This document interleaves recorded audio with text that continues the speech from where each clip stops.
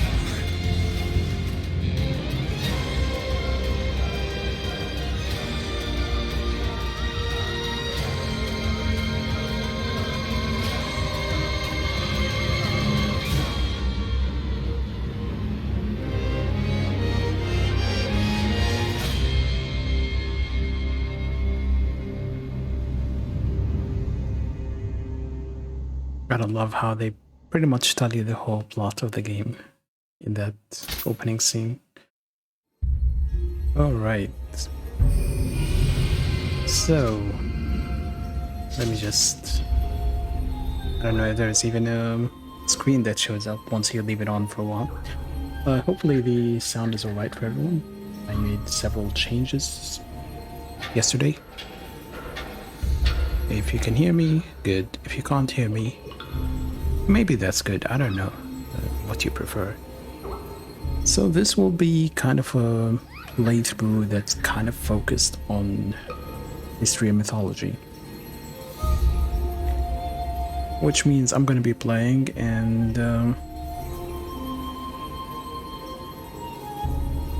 I'll try and make comments on history, either with drawings or maps. And I'll also try and be accurate. I'm not a historian, I'm not an expert in mythology, but I will try my best.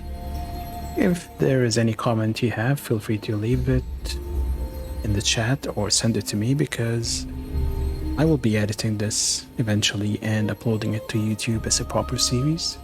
When that will happen, I do not know. Could be soon, could be 5 years from now, but I'll try. Hopefully I'll do this game as well as Nioh 2 and eventually along next year.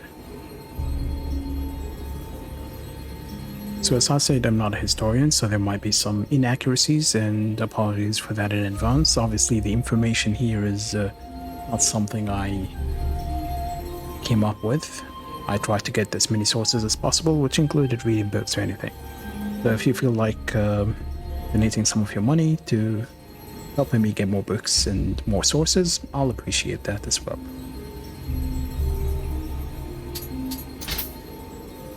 Let's see, pause while window is active. Nope. I have the notes on my other screen set up. And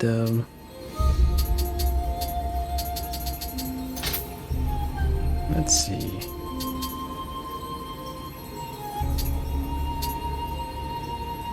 I don't know what kind of settings will be better for this, actually, now that I think about it.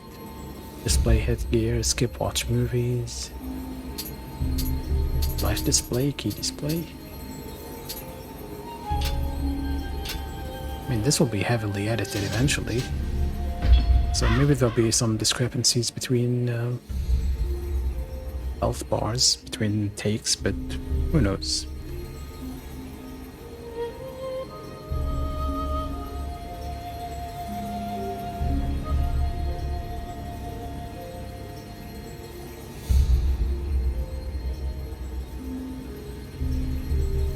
Just making sure the audio and the recordings are going well. I'm basically doing a few recordings at the same time. One is the stream as a whole, but that will also have several audio tracks. I'm also recording the gameplay on its own, and that will allow me to later edit it with the audio, and I can even re-record whatever I'm saying. So there will be mistakes, because this is kind of a YouTube series, but I'm streaming the making of the whole series. Without further ado, let's just jump into the game.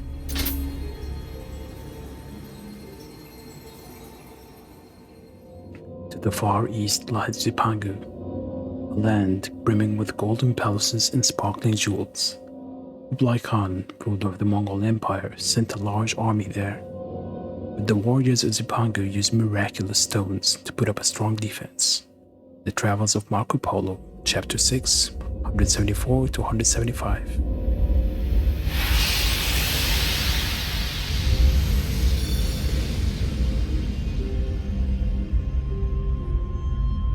Amrita.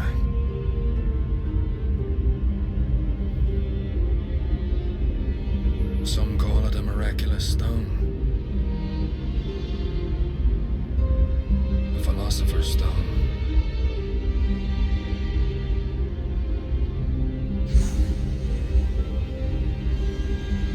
The Queen of England remains locked in combat.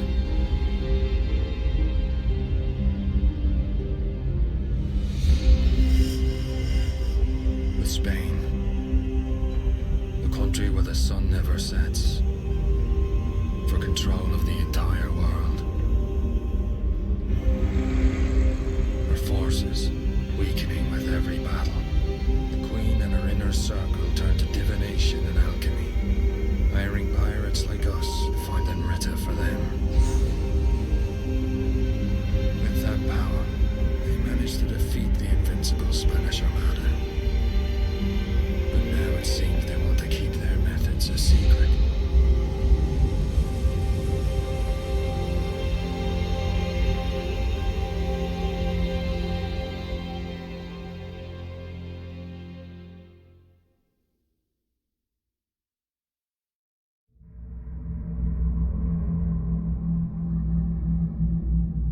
Hello Shiro, how are you? Is the audio right on your end? Should I increase it, lower it, adjust the microphone balance, anything?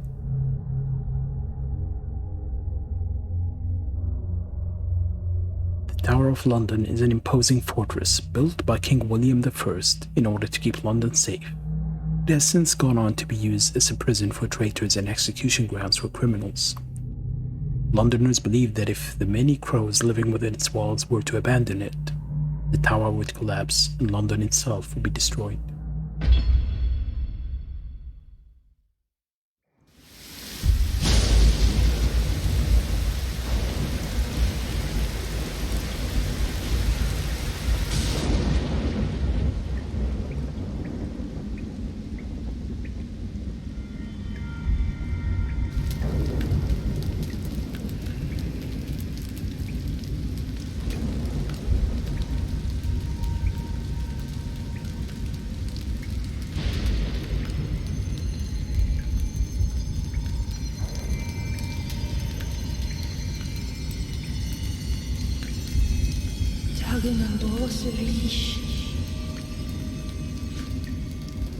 It seems death won't stop chasing me.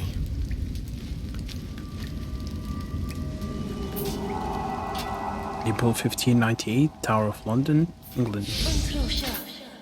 Alright, so a few things we saw in that scene earlier, namely, they mentioned Amrita, which is kind of an elixir, miracle, philosopher's stone, as they called it.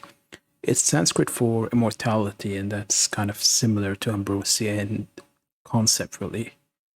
there isn't much to say about it apart from, several cultures would have similar concepts. They refer to Elizabeth as the alchemy and divination queen, and that would be Elizabeth I, not the second one who is immortal. No, she just died, never mind. She was also called the Virgin Queen because she didn't have children, and she was the last of the Tudor monarchs.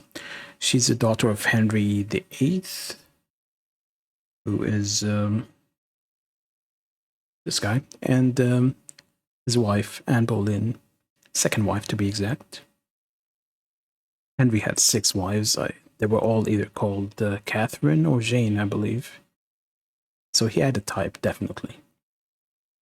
And of course, had many mistresses, and he had to get a lot of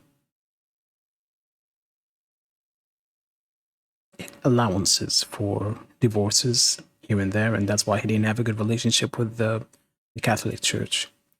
Is there a lot of static? Is it really high? Yeah, Queen Elizabeth was an illegitimate child of Henry VIII, and somehow she still became queen. As to how that happened, I will get to that eventually.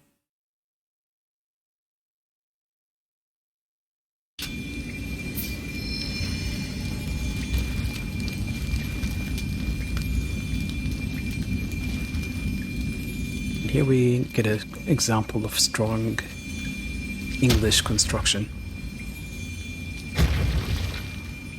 Oh yeah!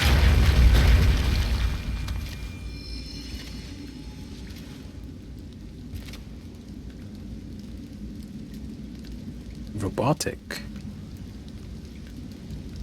You sure?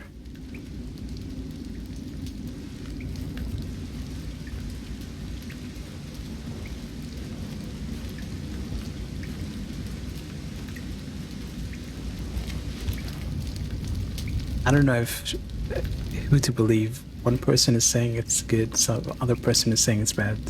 Hey, what are you doing? Did you see me here?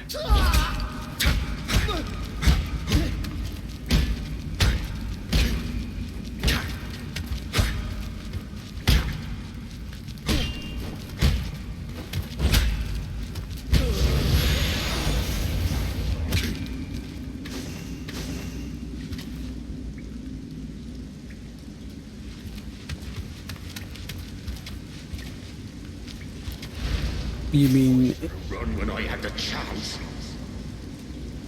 are you hearing the audio when I'm speaking only, or is it affecting the voice itself?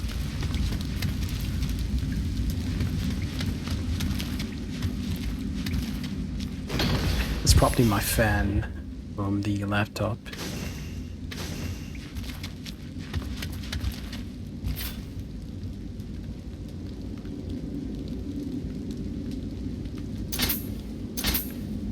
Well, let's equip the sword. Obviously, bastard sword because they don't have an origin for it. Double-edged sword, originally used by European soldiers that can be used with either one or both hands. The straight double blade gives the sword a sense of balance, making it ideal for use in combat.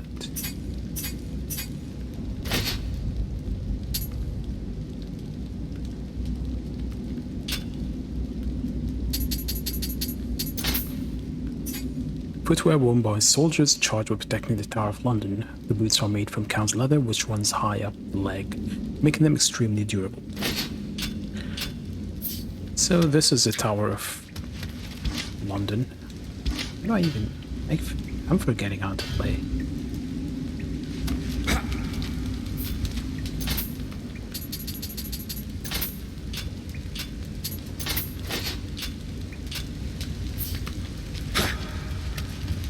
I haven't played this in a while.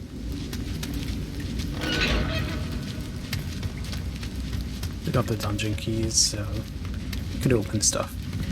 Yeah, this is our Tower of London, and they mentioned in the loading screen that it was built by William I.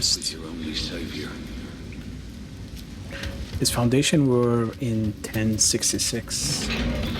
That was around the time the Normans were invading England. course, the English people will never tell you they were invaded by the Normans.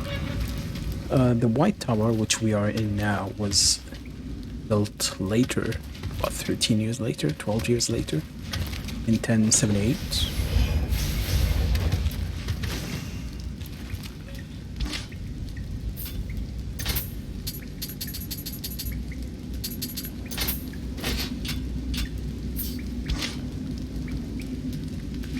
In award was about 1190, rebuilt again in 1285, and finally got extended to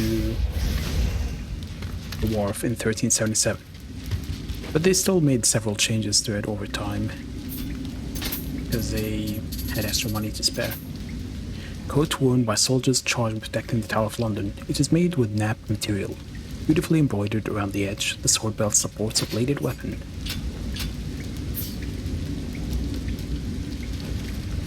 And over its lifespan, this building had many purposes. Prison, as you can see here, was also a royal residence, an armory, a treasury, menagerie, royal mint, public records office, and even home to the crown jewels, along with the king's breeches.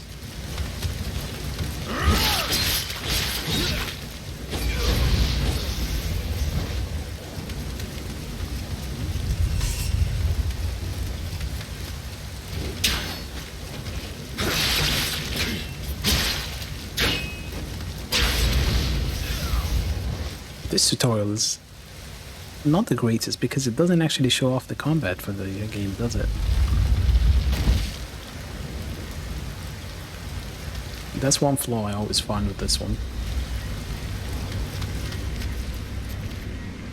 But from about 1300s to 1600s, late 1600s, the procession for coronation started from the Tower of London, so it kind of had an important role in England. Everybody.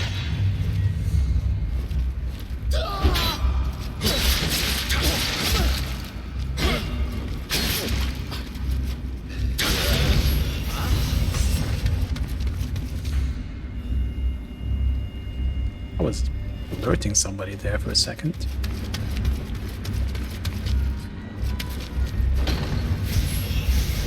It might sound like it was a gloomy place. It even looks like a gloomy place, but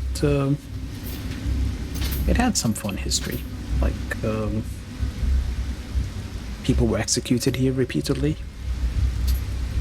But only about 700, I think. Well, not 700, 7 people back in the day, so it wasn't too bad. Because most of the executions actually took place a bit to the north in London, in Tower Hill. I think some of the last executions that took place here were in First and Second World War. That was about 12 people for espionage.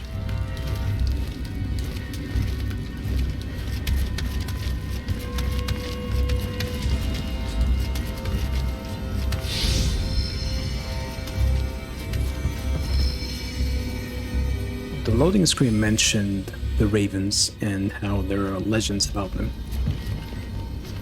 The whole legend can be kind of traced back to Welsh mythology and Bran the Blessed. Apparently he, and this is meant to make sense in the mythology somehow, he asked his followers to chop off his head and place it as a talisman to ward off any French invaders. And reportedly, when his followers asked him if he was sure, he said, "Why do you think I came all this way?" Bran is Welsh for raven. That is why, I guess, ravens are connected to the whole story. Excuse me, sir. Do you mind coming here? I suppose you do mind?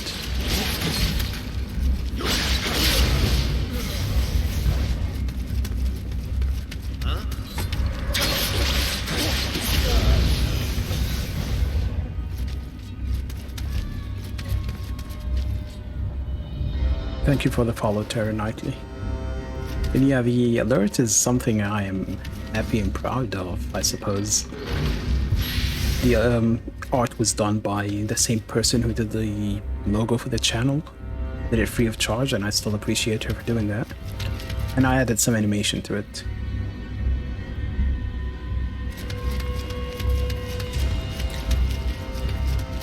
But the legend specifically says there would be, well, London would collapse if there were fewer than 6 ravens. So currently there are about 7 ravens. I think they even have their specific names: Jubilee, Harris, Poppy, Rin, Marlena, Grip, and finally Rocky. And the reason I'm speaking about the ravens in modern day is mainly because they actually were not kept in the tower at the time of this game in late 16th century. They only started to be kept maybe 60 years after this game. And that was by King Charles II. They were originally exterminated from London, and then they just started keeping them here. But one of the royal astronomers, John Flamsteed, was not happy about keeping them here as they interfered with his observations. I suppose maybe they just kept taking shits on the equipment. I am not too sure, but he complained about them. And that's why the observatory was moved to Greenwich in London, where it is today.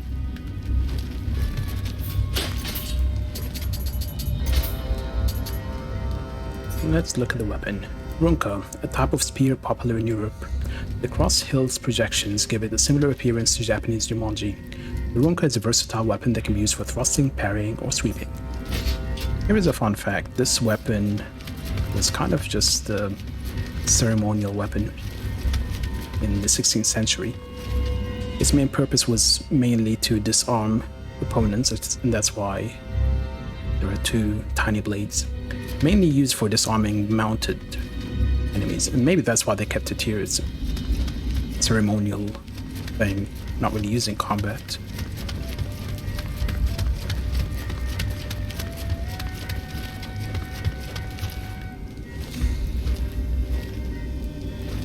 And if you're interested in the ravens, there's actually a Twitter account for Raven Master.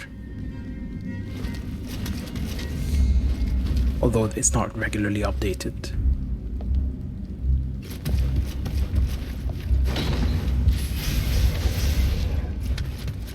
There's only a limited amount of Amrita we can extract from this country, Kelly. Indeed, the pirates have served their purpose.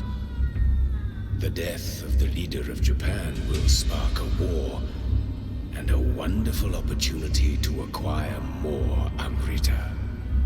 Once tomorrow's execution takes place, we will get our hands on a compass that will lead us to that Amrita. With enough Amrita, we could subdue Spain, perhaps even the world. The day when England reigns supreme is near. But our beloved queen thinks of Amrita as nothing more than gold or gemstones. We must find them before our nation's rivals do. Edward Kelly, you will go to Japan. It seems it would be to our advantage to keep the wars alive. We cannot gain Amrita if blood does not flow.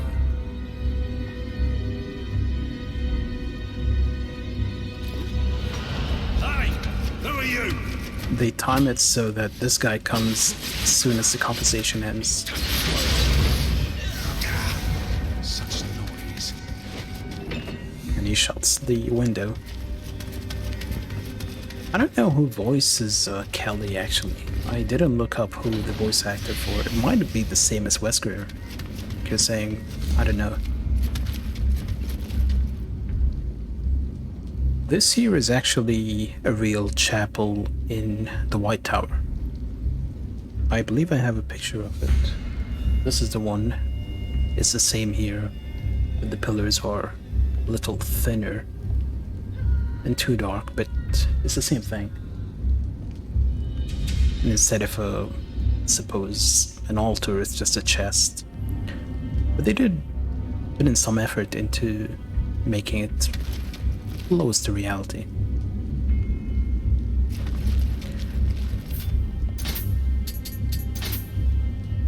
Put on my hat, made from soft wool and has a peak to keep sunlight out of with the wearer's eyes.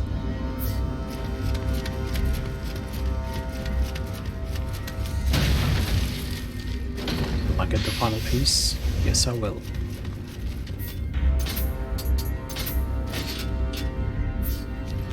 Alright, let's get a good look at him.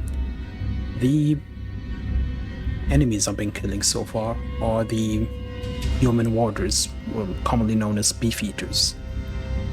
You shouldn't be confusing them with the yeomen of the guards, who are actually royal guards, even though they have a similar name. And the current official title for them, I believe, and it's a mouthful, the yeoman warders of His Majesty's Royal Palace and Fortress, the Tower of London, and members of the Sovereign Bodyguard of the Yeoman Guard Extraordinary. I don't know why they came up with such a long title. And their group was formed in 1509 by King Henry VIII, the same guy I showed earlier, the guy on the left. And I think it was only formed because he wanted to leave some of the old and sick guards behind in the tower, and there were 12 of them at the time. I can't really see any historical reason for them to be there, apart from just, hey, let's leave the old and sick behind. But nowadays, in order to join them, you need about 22 years of military experience. Yes, they still exist today. And then, once you have 22 years of military experience, you can apply, and you might be granted the great honor of becoming a glorified tour guide, because that's really what they do now. And there's also an age requirement, and you have to be between 40 and 45. The first woman, I believe, who joined them was in 2007, so it's not a long time ago, and currently there are 37 of them. They have multiple duties of about 21. And no, that doesn't include eating and shitting, I think. And they actually live in the Tower of London. They have their own accommodation where they can stay with their families. But they actually have to pay council tax and rent. It's ridiculous that sounds. And one of the requirements is they must own a home outside the tower, or whenever they retire. So if you're too poor and don't have your own home, don't join. On the bright side, they get an exclusive pub. Yay.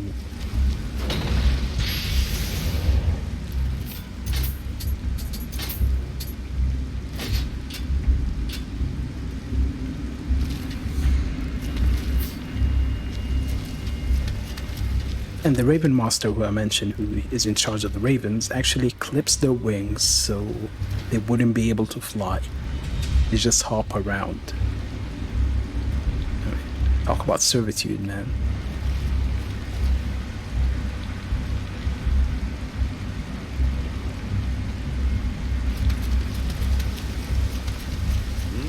Hello?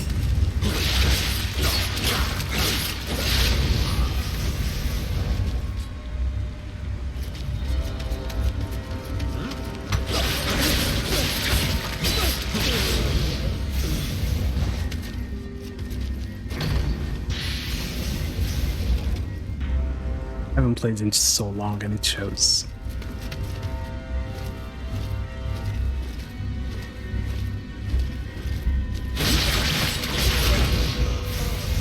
So earlier we eavesdropped on a conversation by two people.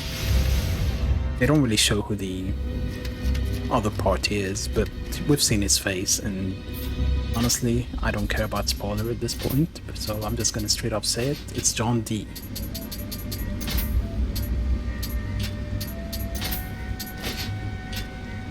Now, John Dee was born in London, 1527, and his father was a mercer and courtier at Henry's court. Again, this Henry. Not the Henry on the right, the Henry on the left.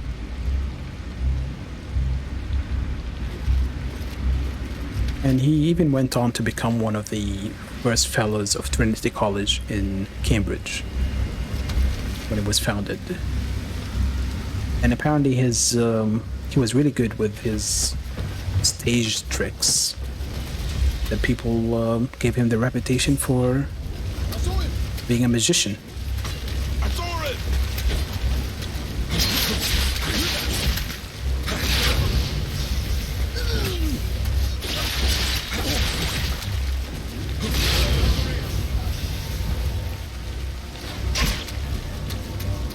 Oh no, I got hit.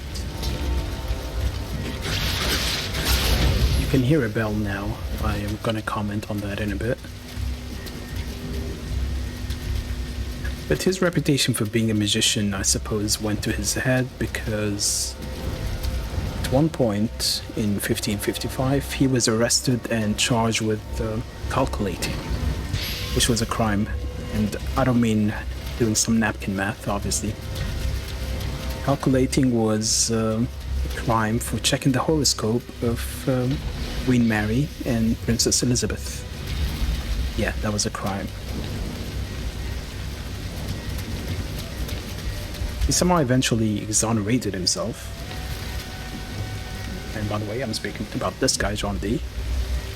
He exonerated himself, and that kind of became a pattern. He get arrested, accused of something, he exonerates himself, and then gets caught again doing something else. Rinse and repeat. A while later, he tried to convince Queen Mary to set up a library, but she wasn't really interested, and he decided to make his own library, which became one of the biggest libraries in England at the time. Later, when Elizabeth became queen, he became one of her advisors, and that's why she was called the Divination Queen. And he even decided on the exact date for her coronation based on his mumbo-jumbo magic. And was also an advisor for English voyages and expeditions. So he was a very prominent guy at the time. And some may even say he was the first person to use the term British Empire. But on the side, he was also focused on discovering the secrets of nature and the occult. And because he was focusing too much on that, his influence started waning a little bit. And he started looking for more supernatural knowledge. That was around the time he met Edward Kelly, the guy who was in black earlier. And this is his real face. Very different from the guy in game. Edward Kelly was kind of an enigma before he met John Dee. Not much is really known about him, but apparently he was well educated and knew Latin and Greek. And there were speculations that he even studied at Oxford, which just goes to show that Oxbridge graduates have been screwing the world since ancient times. He even went by the name of Talbot of Ireland at some point. I don't know why. Maybe he just didn't want his real name to be known. But eventually he was pilloried for forgery and had his ears clipped, which is why if you look at any artist rendition of his appearance, his ears are always covered because he didn't have ears in the first place. Again, different from the one in game. Eventually he met John Dee and he became a scryer for him, claiming he could communicate with angels, and eventually became his regular medium.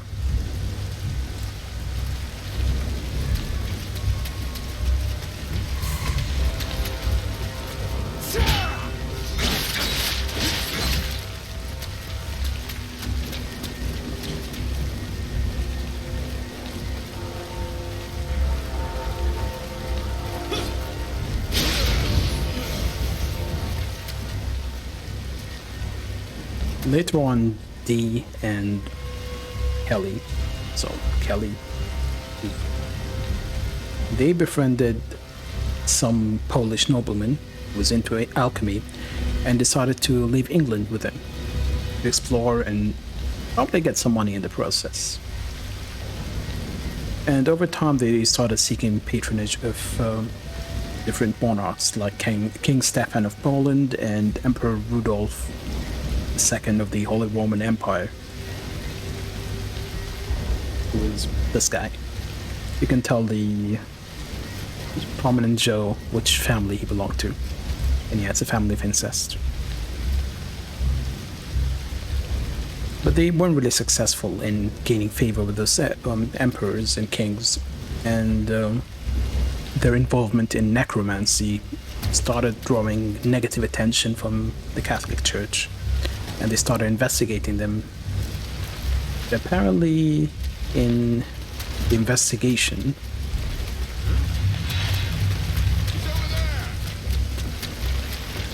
Kelly was so rude they considered throwing him off from the window. Maybe that's why he shot that window earlier.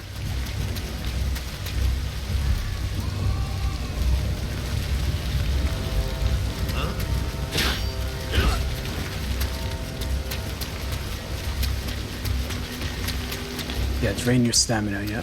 Drain it. Do it. Oh, come on.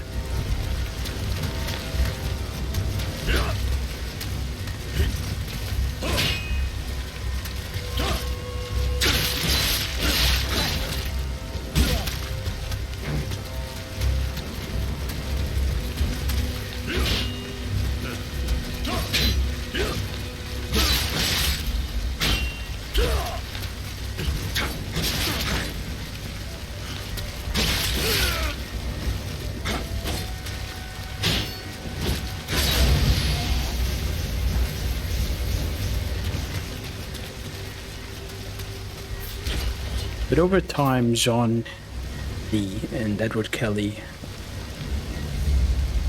didn't really have the best relationship anymore.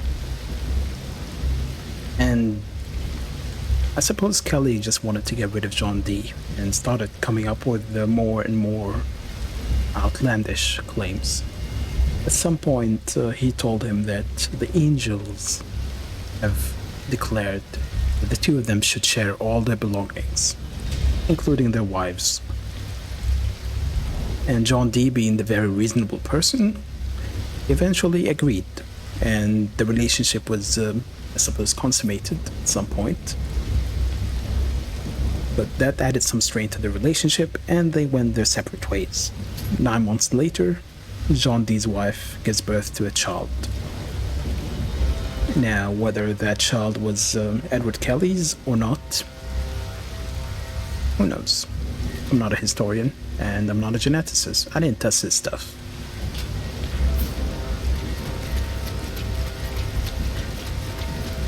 As John Dee went back to England, Kelly decided to stick around in mainland Europe and hoped for, again, favor from different monarchs and emperors. He eventually succeeded with Rudolf II, who I mentioned earlier. And he convinced them that he's able to make gold.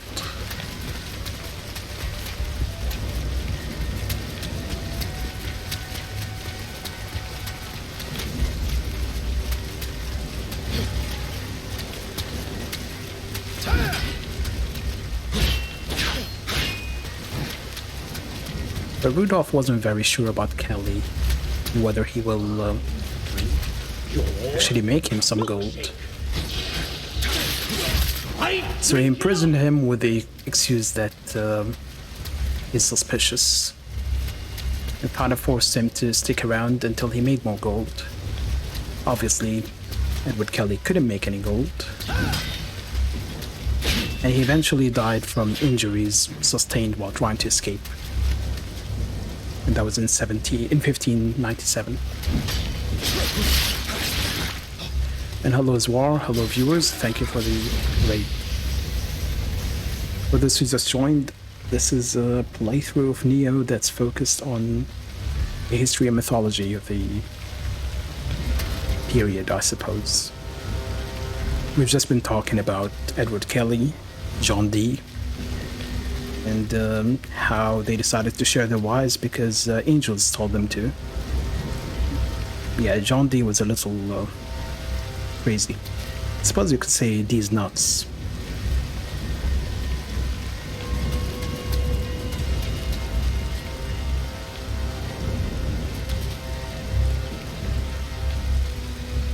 Now this is the map of Tower of London.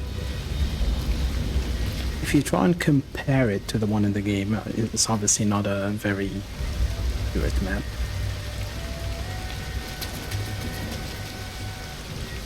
We started around the White Tower. At least that's my deduction. Because White Tower is labeled number 10. This is a White Tower. It's the biggest building here. And we're slowly walking down towards number 25.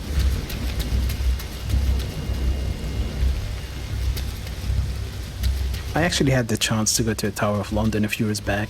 I thought about doing it for the series, but I felt it went against my principles, so I didn't do it.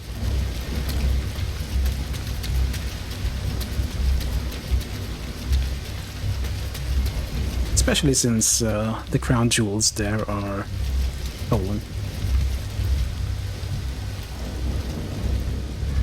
Strange Gaming, welcome. Everyone just gives War a follow. A very relaxed streamer, unlike me. Streams yoga, streams different games. It's always fun to hang out in the streams.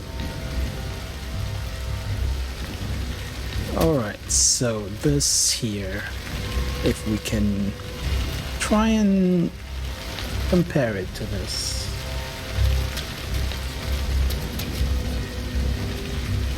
This would be the Bloody Tower.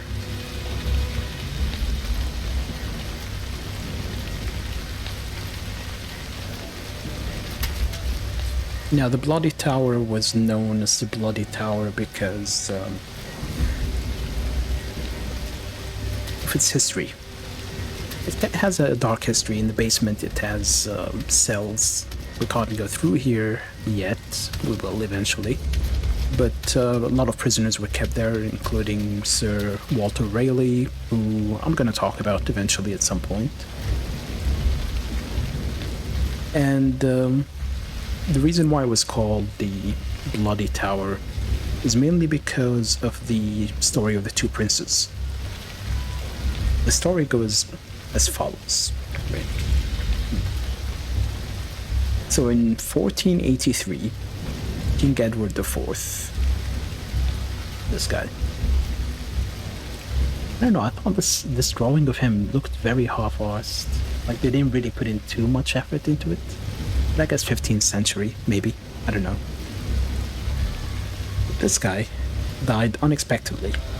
So it was assumed his son, also named Edward. They were lazy, okay? His son, Edward V, would be the new king. But Edward V was only 12. And they needed a Lord Protector. So they picked Edward's brother, Edward IV's brother, who was Richard. This guy. Duke of Gloucester. And he'll be the Lord Protector. As soon as Richard found out his brother is dead,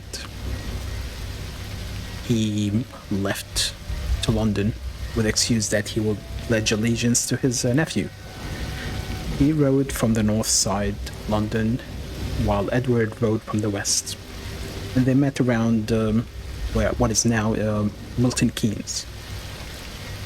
They met, and you know, uncle, nephew, they were pretty nice to each other. They were so nice that Richard captured the retinue of Edward IV and executed them. Now the retinue included people like Edward's half-brother and his maternal uncle, so they were close relatives too.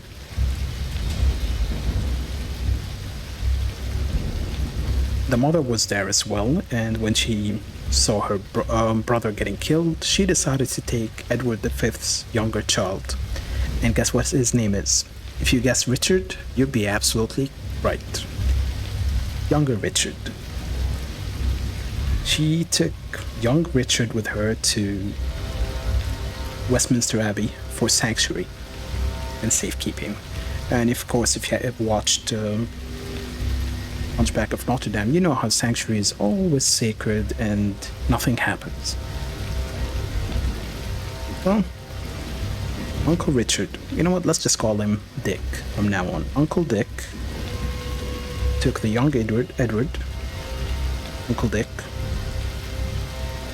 took Edward to London, and he kept him in the tower, this Tower of London. And he kept delaying the coronation. During Edward's time here, Dick managed to get hold of the brother, Richard, the 9-year-old brother, and he made him join his brother here in the tower, where generally kings and queens would stay until coronation. But of course, since coronation wasn't happening and Dick kept delaying it, they were staying here indefinitely. All this time, Dick was gathering support, and eventually was declared that because Edward IV, the father, had a pre-marriage contract with a different woman, it means that his subsequent marriage and having children was not legitimate. And Edward V and his younger brother would not be heirs to the throne. And this was even passed in the Parliament in an act called Titulus Regency. And that's how Richard, or Dick, became Richard III, King of England. And slowly the two brothers, and this is a very famous painting of them. It was very common to paint them in the 19th century. I guess the topic was mesmerizing to the artists.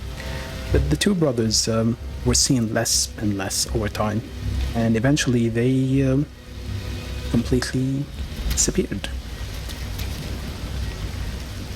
Of course, there are many theories as to where they died or where they were buried, but in 1933, that's less than 100 years ago, they were working on the St. John Chapel that I was showing earlier in the game. We could run back there, why not?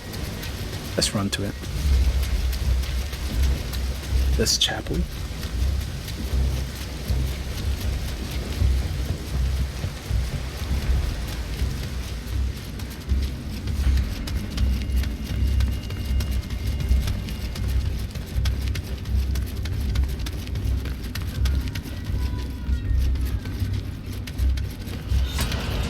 Oh, I completely forgot about you. Actually, I didn't. While I was climbing the stairs, I remembered.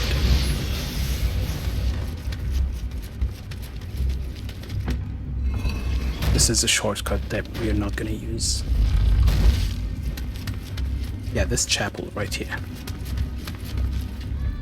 They were working on renovations nearby, and as they were digging near the stairs, presumably these ones, they found a box containing bones of children that were mixed with bones of chicken and other stuff. And when they did some testing at the time, they confirmed that the ages of the children was about 12 and 9. So probably the two princes. And that was a fun story.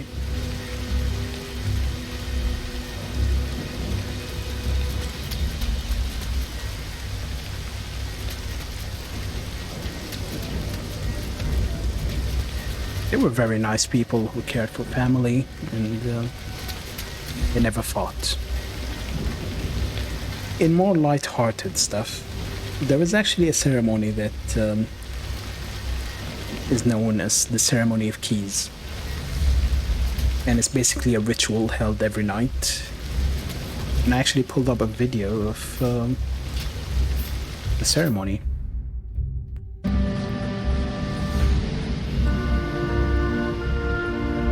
Tower of London, not even the festive season stands in the way of the ceremony of the keys. It's a crucial part of the system to protect the crown jewels which are housed here. Every night, the military guards are joined by yeoman warders like John Mayer. The ceremony begins at precisely 7 minutes to 10 when I leave the Byward Tower carrying the lantern and the Queen's keys. We proceed along Water Lane to the Bloody Tower where the escort has formed up.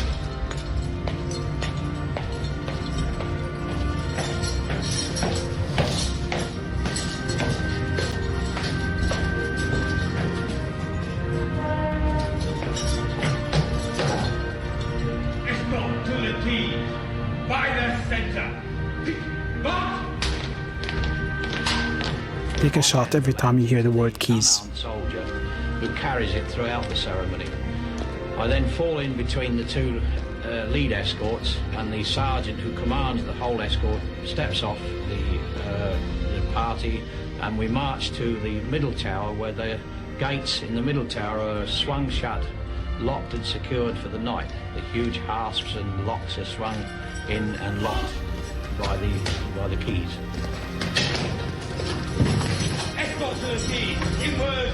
Turn. Escort to the keys. D-Day. Off. Escort to the keys. Slow. Off. Escort to the keys. Outward. Turn.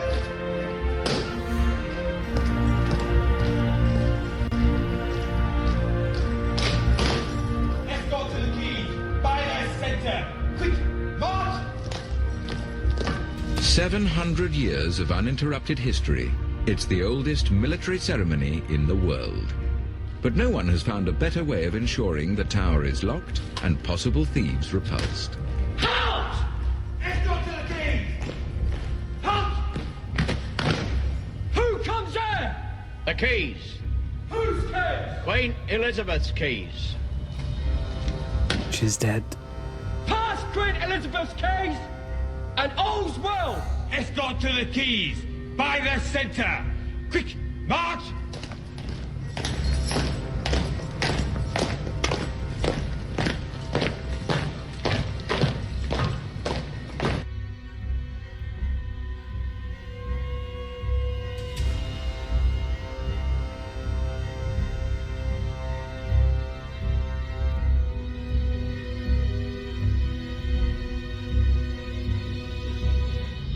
That was the ceremony of the keys.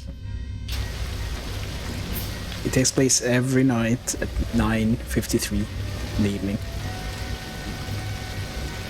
And in that video, they actually lied.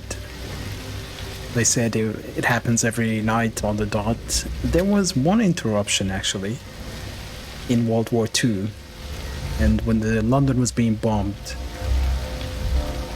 the shaking of the ground actually knocked some of the warders off their feet, and they were late by, I believe, 2 minutes. Because that was such a crime, they had to write and apologize to the king for the delay. Ridiculous, yes.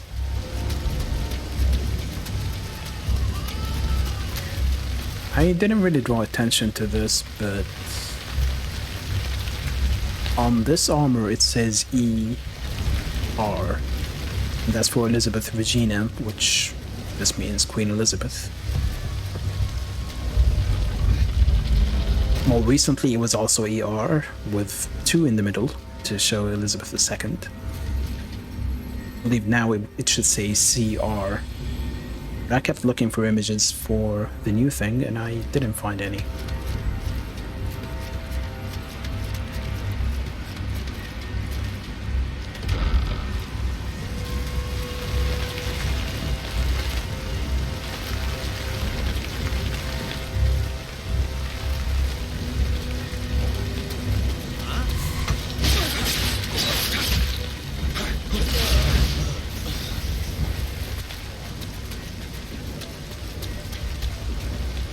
Let's kill this guy again.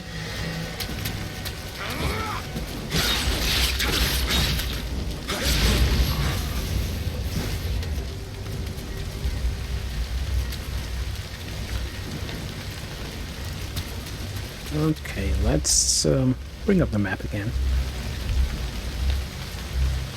Now we should be between 25 and 35 towards the bottom, next to the river.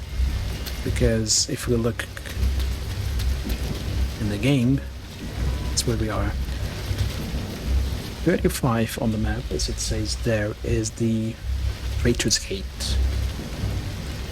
It was called as such because that's where they brought in prisoners, who were usually traitors, during the Tudor reign, to the tower, where they were kept or executed.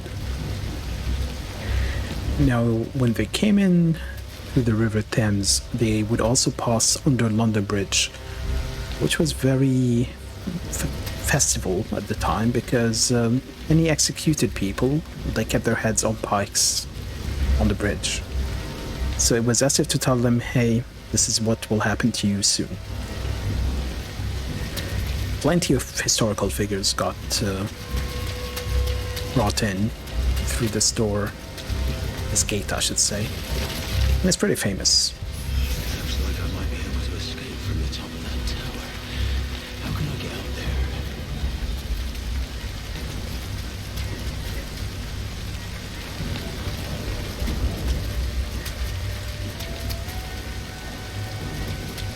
Sir?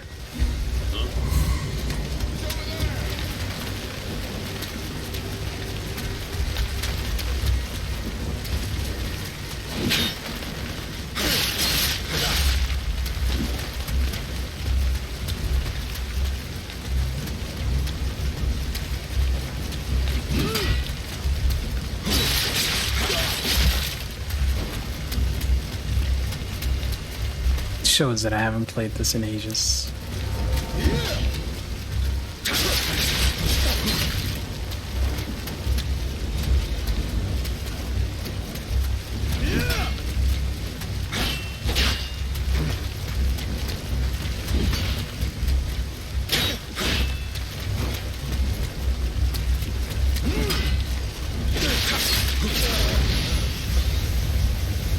Go.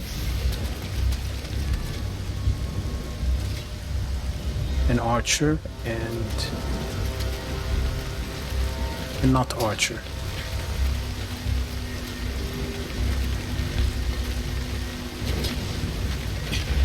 He's not even alert to me. Hey, one of you. Look, I'm dressed just like you. Like a clown.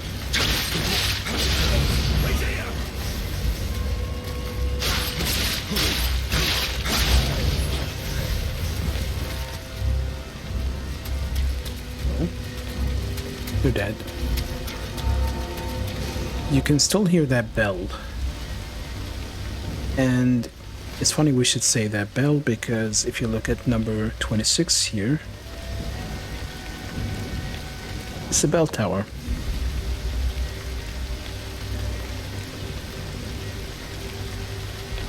And that's why we keep hearing it. It's right. This thing here.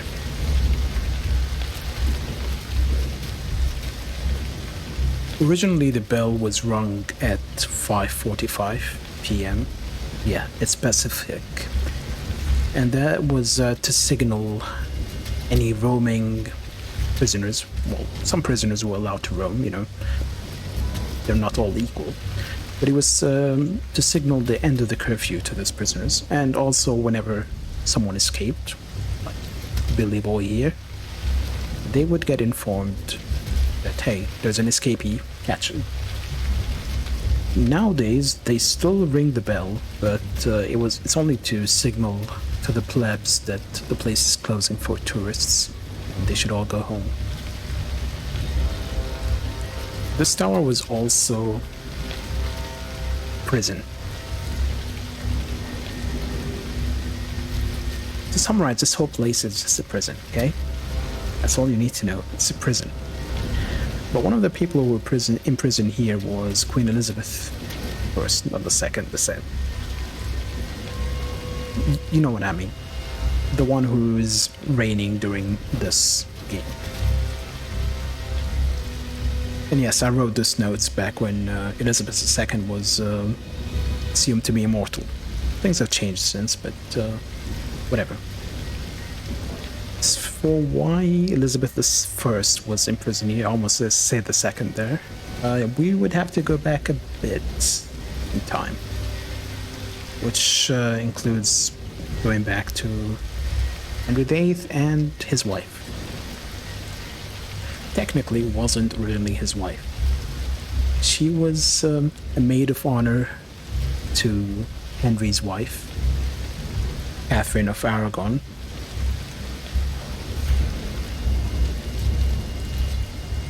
And before Henry got with her, he had another mistress who was Anne's own sister, Mary. The one on the right is Anne Boleyn, and yeah, Henry's mistress before her was her own sister. And when she eventually caught his attention, and he started courting her, she kept rejecting him because she didn't want to end up like her sister, abandoned. So Henry decided to get his marriage annulled by the Pope. His marriage to Catherine. The Pope didn't really agree with that, and that's why Henry decided to reduce the power of the Church, Catholic Church in England, and set up the whole Church of England in its place. So it was the rise of Protestants in England as opposed to the Catholics. Eventually, Anne's sister, Mary, who was formerly a mistress of Henry, decided to marry another man, and because they deemed that person to be of too low standing, I don't know what their criteria was, they banished her. So the two sisters were not on very friendly terms. Anne, the one on the right, didn't end up being too popular with the people because she had too much influence on Henry. At the time, they thought mistresses, sure, they could have strong personalities, they could have influence on things, but wives, nah, they should be subservient. And they were also saying that she was responsible for the death of many of her enemies. As to whether that's correct or not, who knows. Henry wanted a male heir because his previous male heir died. But the only children he got from Anne were Mary I and Elizabeth I. They were original in names at the time. They stopped being original sometime later.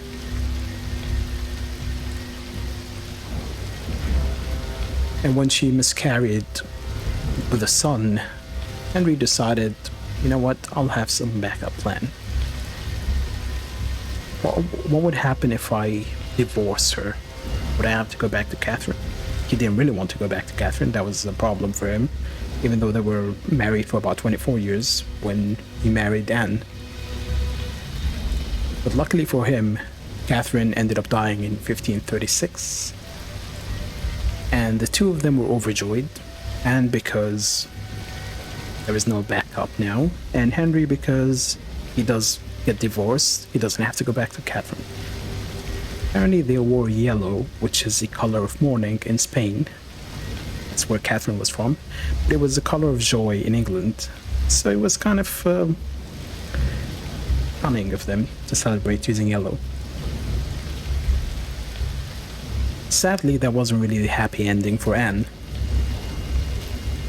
Because when she got pregnant again, there was a lot of pressure, once more, for her to come up with a male heir. And Henry thought if he didn't get a male heir, then there was really no reason to keep her around anymore.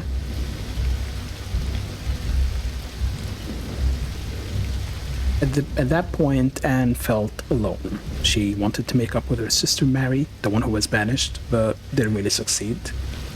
Because maybe Mary thought Anne would just fall soon.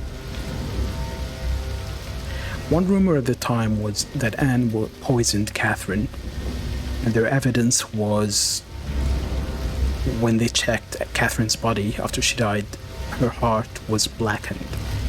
Although modern historians think that the heart was blackened mainly because the queen had heart cancer, which wasn't very common at the time.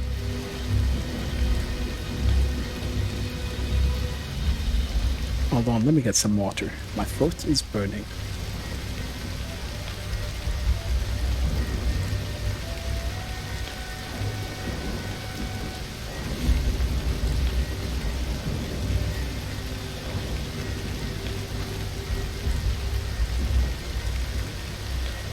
Anyway, because Henry wanted a backup plan if he didn't get a son, he started courting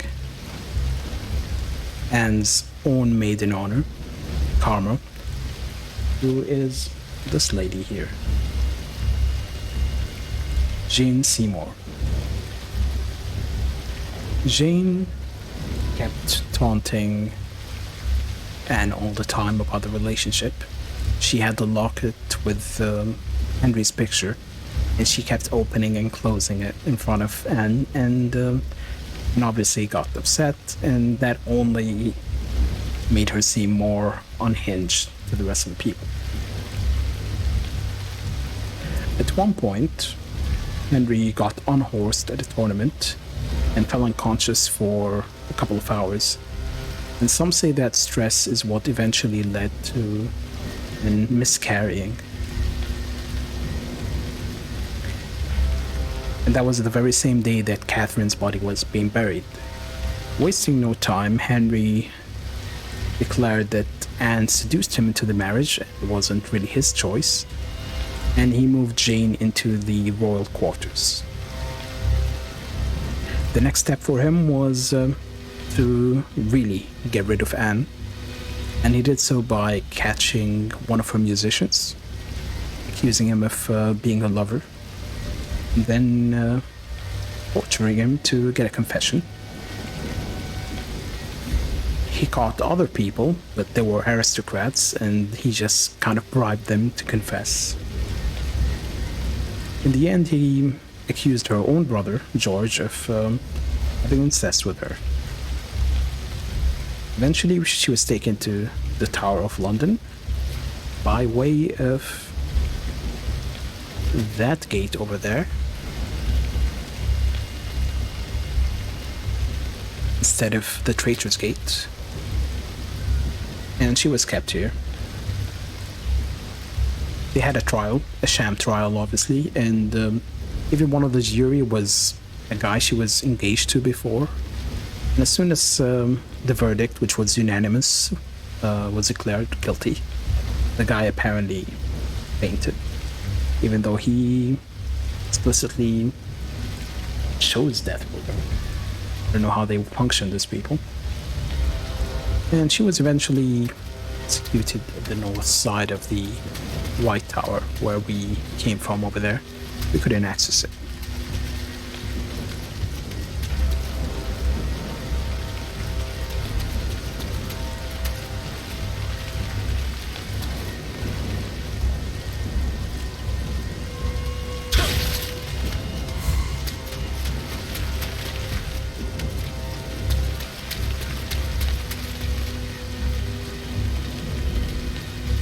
Are you coming?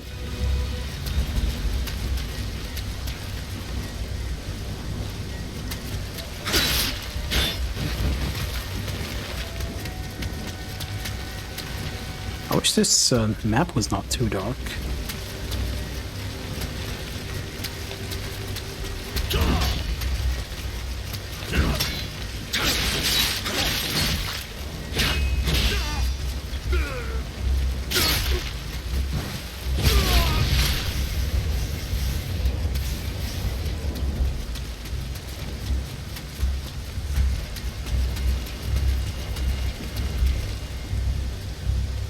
He's back to his original position.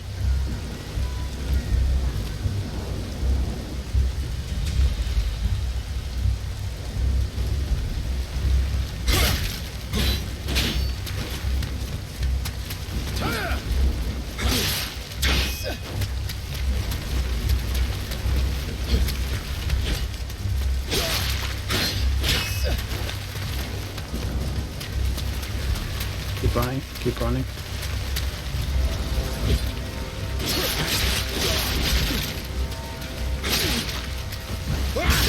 Basically drain the enemy of stamina or ki, and just die.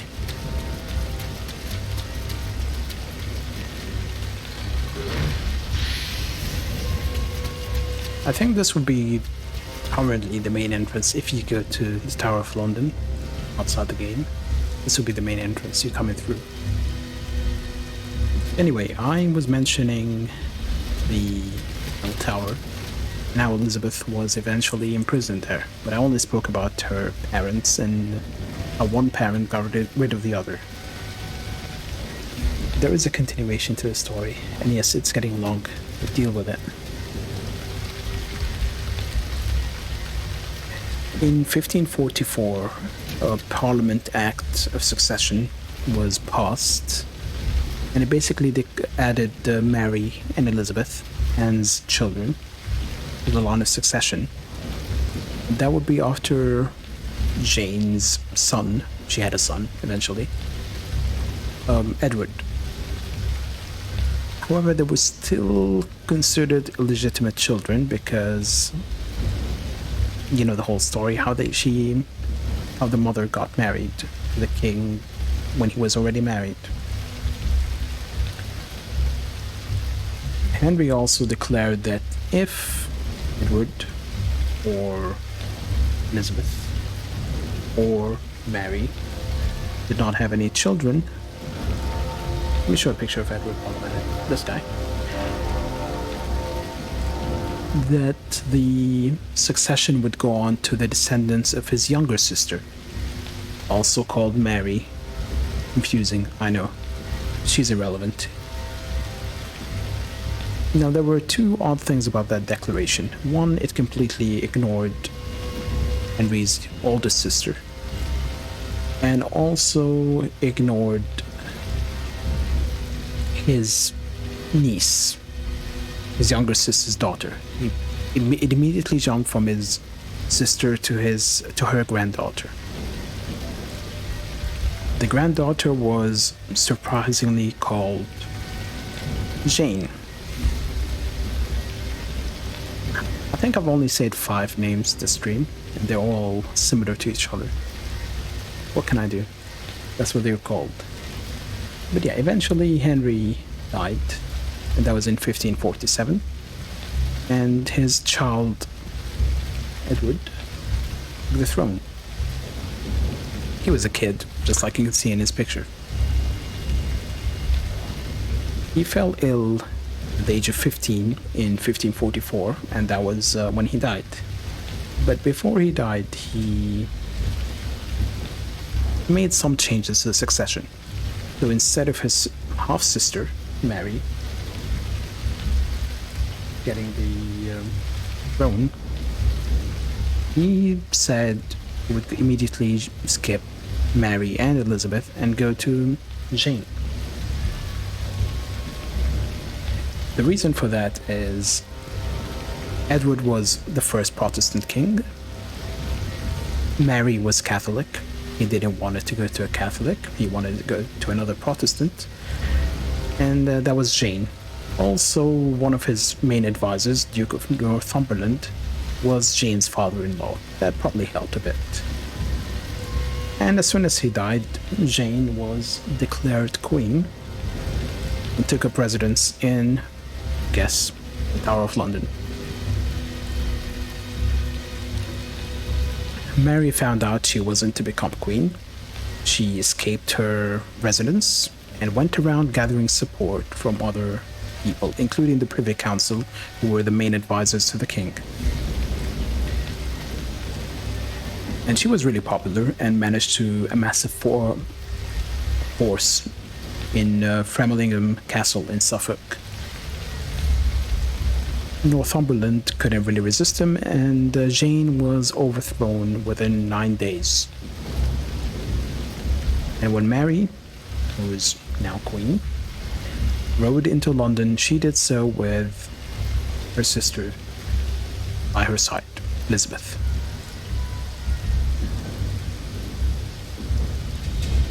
So they were good sisters, or maybe not, because Mary was Catholic, Elizabeth was Protestant.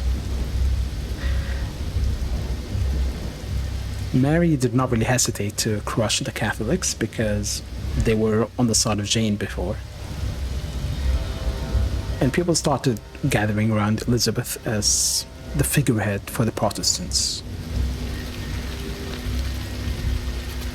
In 1554, some rebellion broke out and it was quashed, but they started suspecting that, hey, maybe Elizabeth was involved in the rebellion. And they interrogated her, then took her to the Tower of London, to the Bell Tower. They kept her imprisoned there. And there was an argument that as long as Elizabeth lived, the throne would never be safe in Mary's hands. And she was eventually just kept under house arrest. But there was no heir to Mary. One time they thought she was pregnant and Elizabeth was recalled to the court, just in case if Mary died in childbirth, then she would immediately be declared queen. But then they found out Mary was not pregnant and not had children, and they pretty much confirmed that Elizabeth will be queen. And that's why she became queen in 1558. But she was still not popular with the Catholic Church because she was Protestant and illegitimate. And there was a papal bull in 1570 declaring her a heretic and relieved all of her subjects from her allegiance. But that wasn't really a problem because the English didn't really care too much about the church. And it was only really an issue in Ireland, where there were Catholics.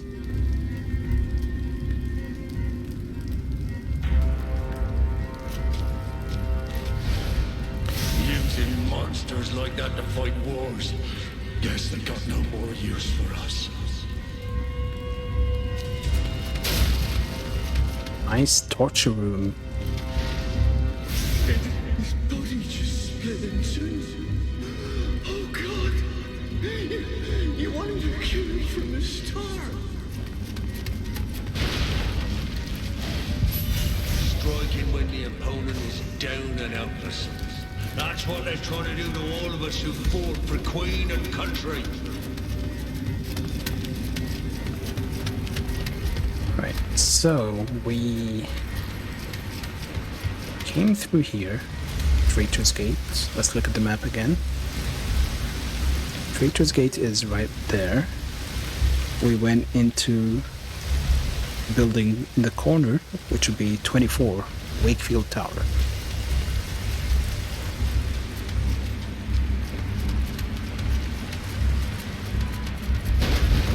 And presumably to escape, we need to cross the river. So we'd be taking that there.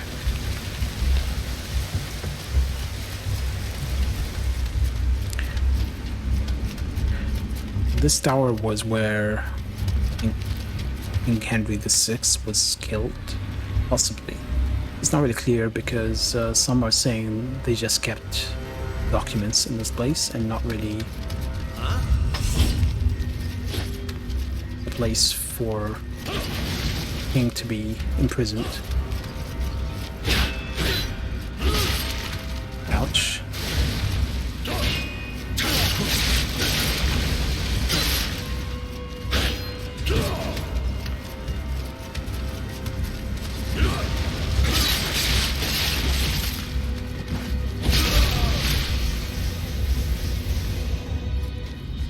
Can't carry any more medicine. Maybe I'm not as bad as I thought I was.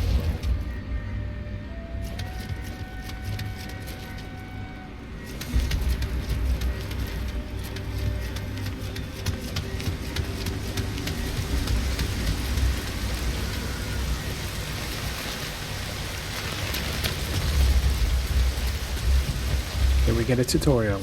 Damn! Made all this way for nothing? Lunging attack. Do something. If I jump... Alright, so you see there, that's the Traitor's Gate. We're crossing over.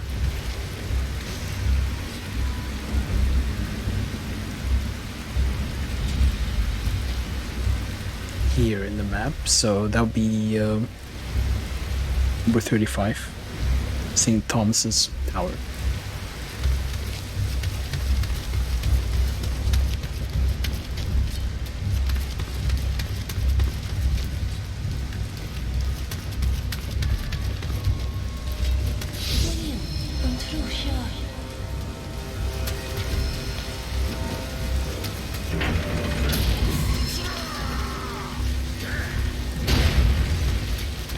Derek the Executioner. A lot of people were complaining about this guy's name. It's like, oh, you just bring a big boss and you just call him Derek. But Derek Thomas is actually a real historical figure. He was an executioner, born, some people say, during the 1600s, which is after this game's setting. And generally, they hated, well, when I say they, people hated becoming executioners because they were worried about retaliation from the relatives if who was sentenced to death. So how would you select an executioner? You look for a person who has no choice but to become an executioner. Criminal. Now, Thomas Derrick was a rapist. A rapist who was pardoned by the Earl of Essex just so he would become an executioner. And that was, if you've been to London and you know Marble Arch, that's where he pardoned him. So rapist Thomas, the rapist Derrick, eventually went on to execute more than 3,000 people, including the guy who pardoned him, Earl of Essex.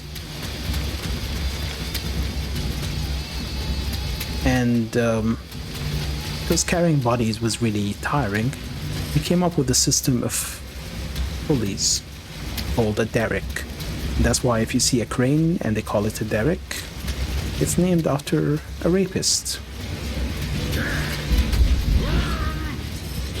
The more you know.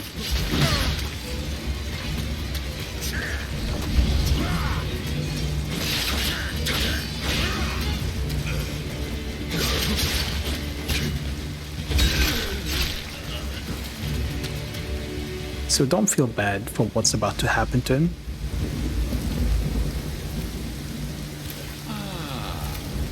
It's you. The man with the guardian spirit.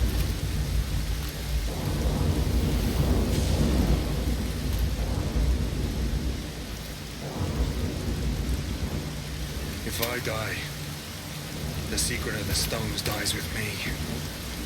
Let me show you what these stones can do. Behold.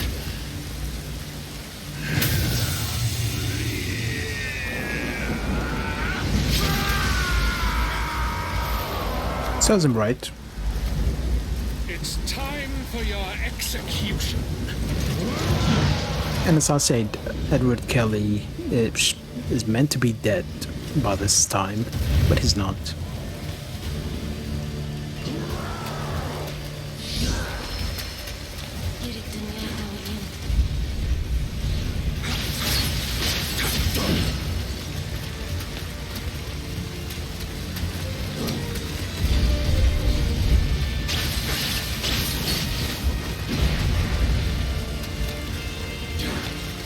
Ole!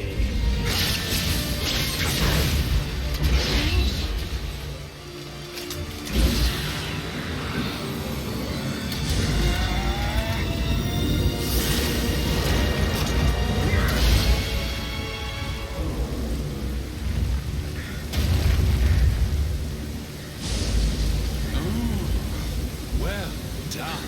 Quite a feat.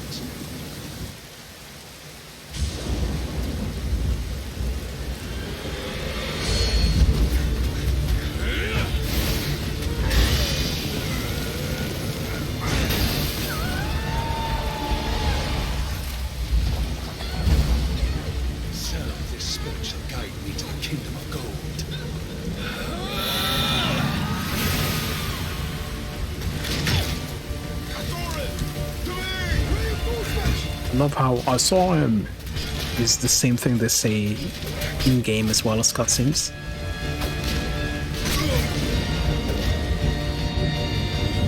And this cutscene is more hilarious if he's wearing the heavy armor, because there's no way you can swim with that.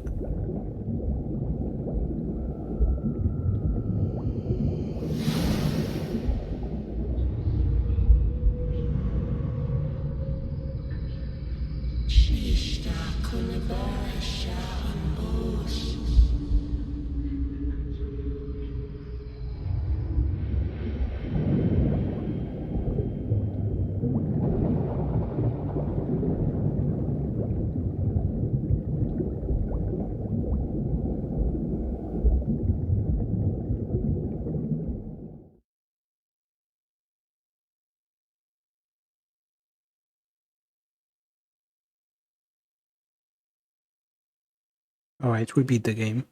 Series over.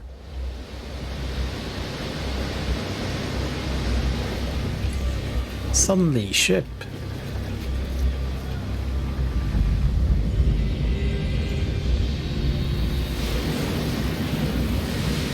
The journey was not unenjoyable one.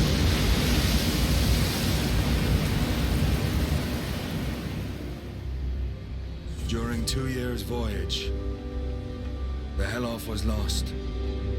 The trow sank, while the hope vanished without a trace. The good news of the Blighter boatshap was nothing but lies. Only Leifta remained.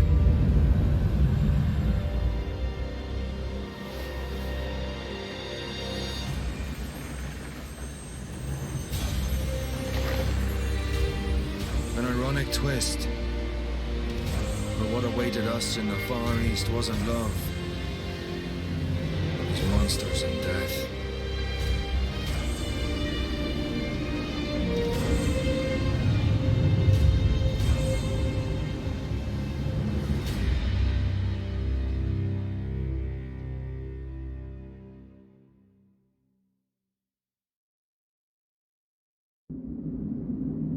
Before I begin my preparations for landfall, I leaf once more through that curious book I chanced upon, recorded inside are the memories of a sailor who once paid visit to the land of Zipangu. Precisely how this document wound up in the hold of the ship when its author clearly belonged to the crew of a different boat is beyond me. But here I am, poring over its pages all the same. And not for the first time this voyage, I may add. What fascinated me above all else were the memoirs' many accounts of Zipangu's diverse armor and weaponry. Now, if you notice, they're not referring to Japan as Japan. Zipangu is, I think, I'm not too sure, I'm not a linguist either, but I think it came from Portuguese through Mandarin, where Japan is called Japan. And that means origin of the sun. Go means kingdom or realm, so Zipango, land of the origin of the sun, or land of the rising sun, I suppose.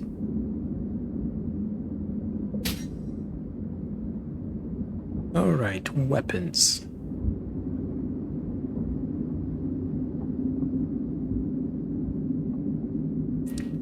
Single-handed sword, primarily a slashing weapon with a wide attack range. It can also be used for thrusts and has a long reach. This is a well-balanced weapon that's easy to use. I mean, you don't really need to tell you what this weapon is. There are a few differences between a katana and a tachi. The latter is being more curved. You can find the two in the game.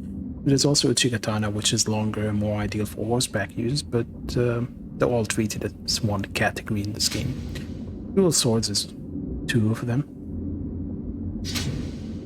Spear being one of the most, well, one of the oldest weapons, I suppose. I think it dates back to maybe 400,000 years, people were saying. It's a prehistoric weapon. A long-handed weapon tipped with a blade, its superior reach enables rangy sweeping attacks. However, it will ricochet wildly if struck against a wall, making it a poor weapon for enclosed spaces. And there's the axe. It's also been used. I think it possibly is older than the spear. And battle axes are more used for chopping limbs and not wood. And they weigh less than hammers, which are also in this game. Two types. Weapon with a thick, heavy blade at one end, its weight makes it a slow weapon to swing, but also gives it considerable power. Enemies find its attacks difficult to deflect. Sarigama, a weapon that combines a sickle and weighted chain. Mastery of this unusual weapon requires a deep understanding of many special techniques. The sickle allows for quick strikes in close range. The chain and weight can be thrown to add range to the weapon.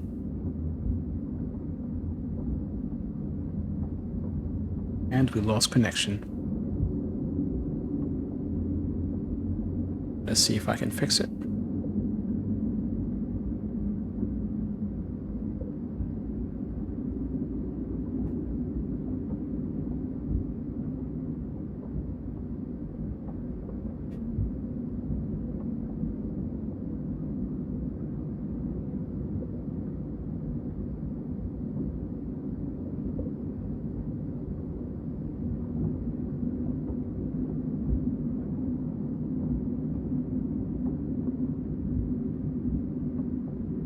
I think we're back.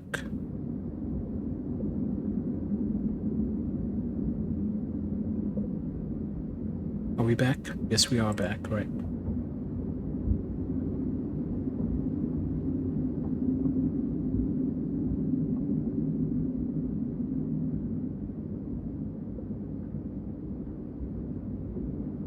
It was a good chance to...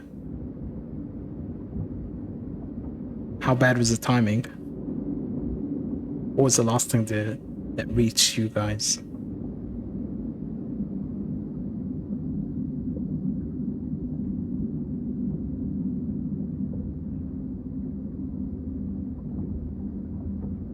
Or you just tuned in?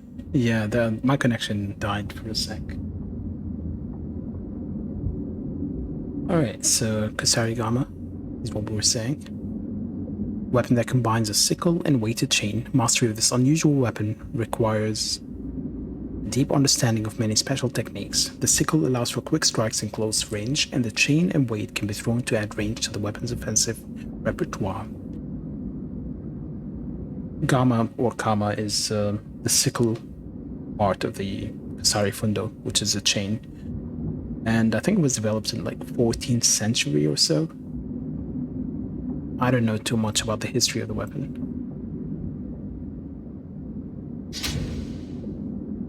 Dachi. Or no dachi. Kind of difficult to produce compared to the katana, mainly because of its size. And the extended polishing and sharpening, which requires quite a bit of effort. And that's why it was more commonly used as a ceremonial piece than an actual weapon. Also, because of its size, carrying it around with you is pretty difficult. So most samurais who did use it had a helper carry it with them, so then they could draw it easily. Imagine your job being to help somebody carry a weapon.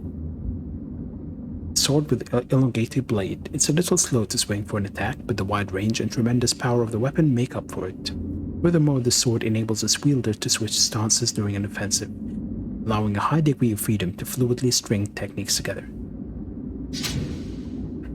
Finally, tonfa.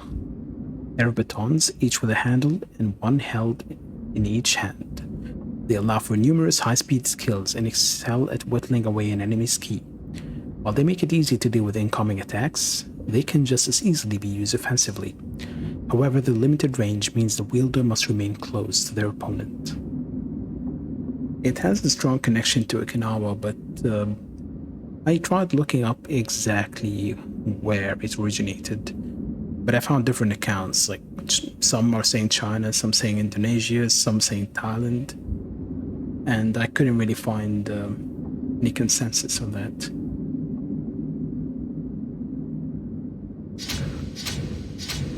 I'm thinking what I will use for this run. Back when I played Nioh for the first time, I was an axe boy. I went axe full time. And that was good. But I don't think I really learned how to play all that much at the time. In Nioh 2, I think I was more proficient with the weapons in general. I played quite a few in Nioh 2. I think I'm just gonna go with dexterity and Kusarigama. The sailor from the memoir seems to have spent quite some time in Zipangu and succeeded in keeping the company of samurai. He writes in detail of establishments in Zipangu called dojo, where people, including samurai, congregate for instruction in the martial disciplines. I almost read that as marital disciplines. Oh, wait, what? Just reading the sailor's vivid accounts, I feel as though I am there in the flesh, watching these warriors as they train.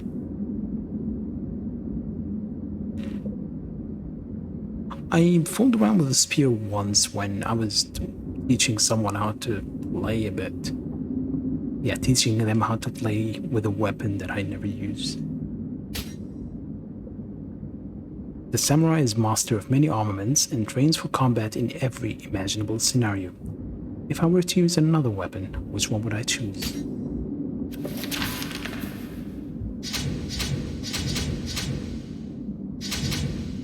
I never really played around with the tonfa.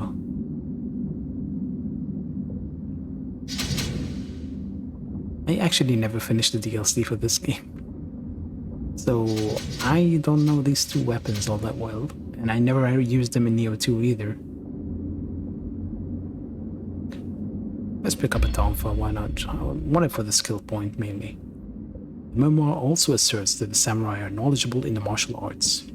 First, they know which fighting stance to use in each situation, high, mid, or low.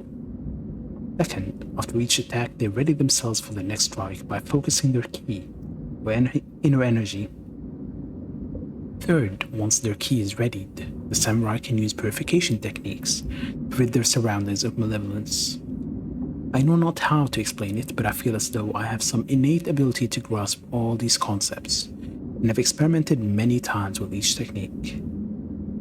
Yeah, just reading a book and then doing the whole Kiryu from Yakuza 0, that's rad. The memoir states Zipangu is home to 8 million gods and other deities. Exactly how this figure was derived I can only imagine, but as I cast my gaze to the shore, I am struck by the sensation that some mystical power has been keeping watch over me. It is an energy that reminds me of Sersha. That's how you pronounce that name, by the way. I pull out the memoir once more and survey each page until I arrive at the guardian spirit that best matches the force I am sensing.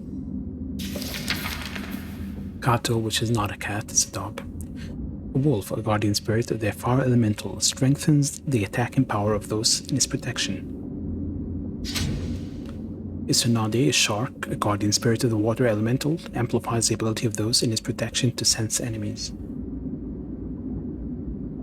I think it's mythologically, it's like a giant stealthy shark in shallow waters in Japan.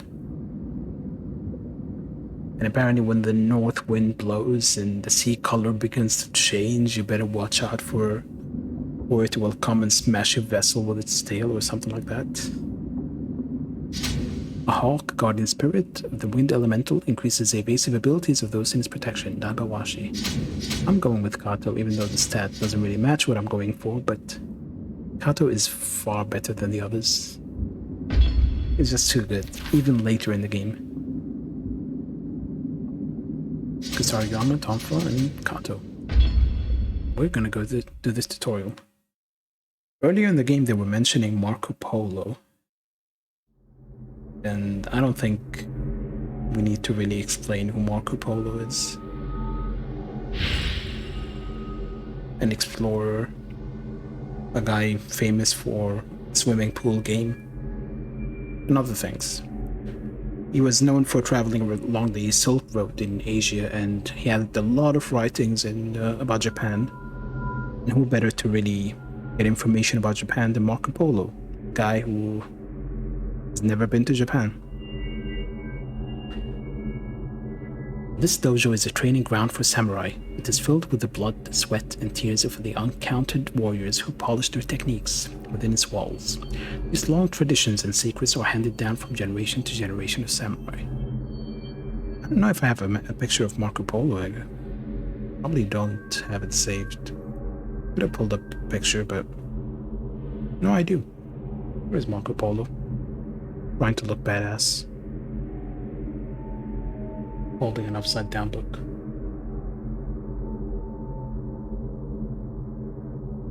It is upside down, isn't it? I only just noticed. I guess, maybe he flips it when he puts it down, but it is upside down.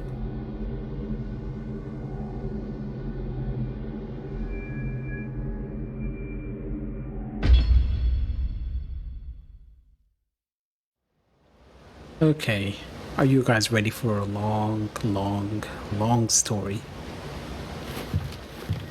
Or should we take a break first? What do you prefer?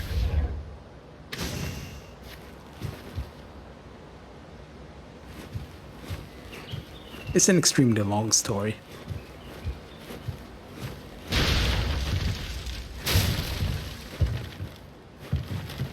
And I've been going for an hour and 50 minutes, more or less.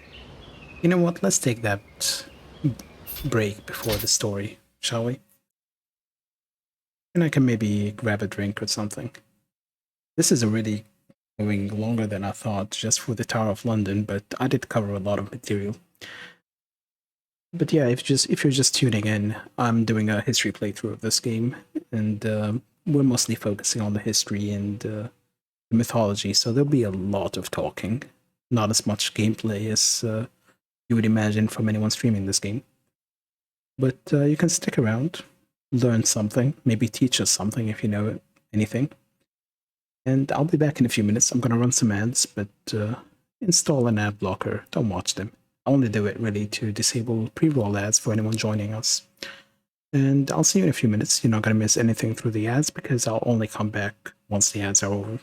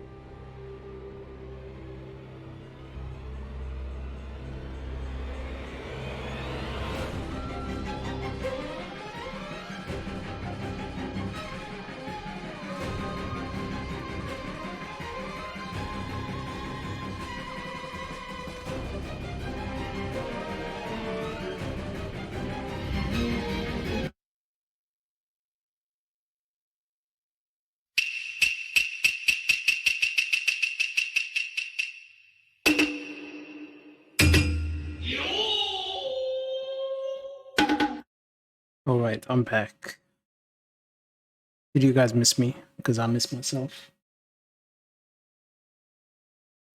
And I'm struggling with my throat. There is a lot of reading and a lot of speaking, and my plan is to just do a shorter stream compared to my usual stream. But 2 hours is already plenty of work to be doing. But I'm still gonna push forward. You know, when I was preparing for this stream, I was trying to look up pictures of the Yeoman Warders, these guys, that is more recent, to show the year they're wearing, because it would change with Charles being king now. But I couldn't find a single picture of the new stuff. I even found a video of Charles, of them greeting Charles recently, and they still wore the old stuff. So I don't know when they're gonna change it or if they will, but it's just weird stuff. But anyway, that's one reason why I didn't show that picture earlier, but you can see it's not too different in a way. The old one prioritized combat a bit more in a way, because they did hold weapons. Alright, so story time. Story time. I spoke about a lot of people, but I didn't speak about this guy, Billy Boy. William Adams. He's a real historical figure. But he wasn't, as far as I know, never imprisoned in the Tower of London, but they just needed a start for this game, right? So the real William Adams was English, not Irish, like he is in the game. It's not really clear when he was born, but he was baptized in 24 September 1564. So probably born a couple of days before that, maybe a day or two, I don't know. And his early history is kind of shrouded in mystery, because he wasn't really a famous figure when he was born. And most of the writing about his early history derives from his memoirs that he wrote while he was in Japan. And he mainly wrote it to remind people of who he was. I guess maybe just he wasn't too memorable as a kid. I don't know, because the only people who would write their old friends and go, hey, you remember when I did this, this, and this, are people who probably don't stick in your memory too much. So anyway, he was born in Gillingham, Kent, and when he was 12, he moved to Limehouse near London, which was pretty famous for its dissolute, loose, and insolent people, if you want to call them that. But it wasn't only known for thieves and criminals, because it also had many mariners, carpenters, and shipwrights, as well as navigators, who kept building vessels for the adventurers who were going out and exploring in those times. His education was sort of a mess. I looked at his writing, and he was a person who would improvise spelling quite a bit. In some of his writing, I even found this: very fair weather. That's the way he wrote it. Letter for letter, word for word. And he also wrote spice like this.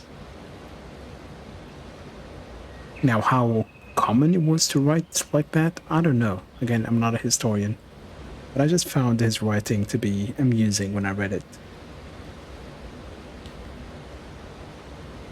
All descriptions of him imply he was well built, so I suppose it's not too inaccurate in his depiction in this game. And that kind of helped him survive on ships and long journeys. His personality was described as reckless, arrogant, and charming. Yeah, right. Probably by himself. And he was known to not really care about social etiquettes when dealing with people of high station. He would treat them the same way he would treat any cabin boy, for example, and they kind of show that in this game. So anyway, when he moved to Limehouse in London, he trained under a shipwright and a pilot called Nicholas Dickens. Quick attack, strong attack. Quick attack is fast and doesn't consume much ki, but only causes light damage. Strong attack is powerful, but consumes more ki and lowers your guard. If your ki reaches 0, you will not be able to attack until it recovers. Remember, in this game, stamina is key. So he learned under Nicholas Dickens, as we were saying. But he was really more interested in sailing than building ships. So as soon as he finished his apprenticeship in 1588, he took command of the Richard Duffield ship, which was a supply ship that supplied ammunition to the English fleet, not fleet. Maybe they were kind of fleet. I don't know. They kept supplying ammunition to the English fleet, engaging the Spanish Armada. And a few months later, he married his childhood sweetheart, Marianne, and even had 2 children with her, a son by the name of Jean and a daughter by the name of Deliverance. Yes, he was married, he had kids, and I'm stressing that point because of what happens in this game and the sequel, okay? He then got employed by the London Company of the Barbary Merchants for about 10 years. So he kept traveling between London and North Africa. Lock on with the right stick, switch target with the right stick, and when you lock onto an enemy, your camera stays focused on the target. It also displays the target's health and ki.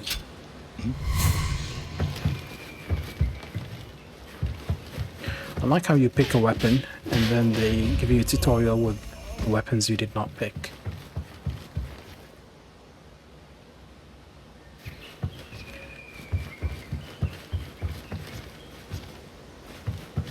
The English navigational style at the time was kind of outdated.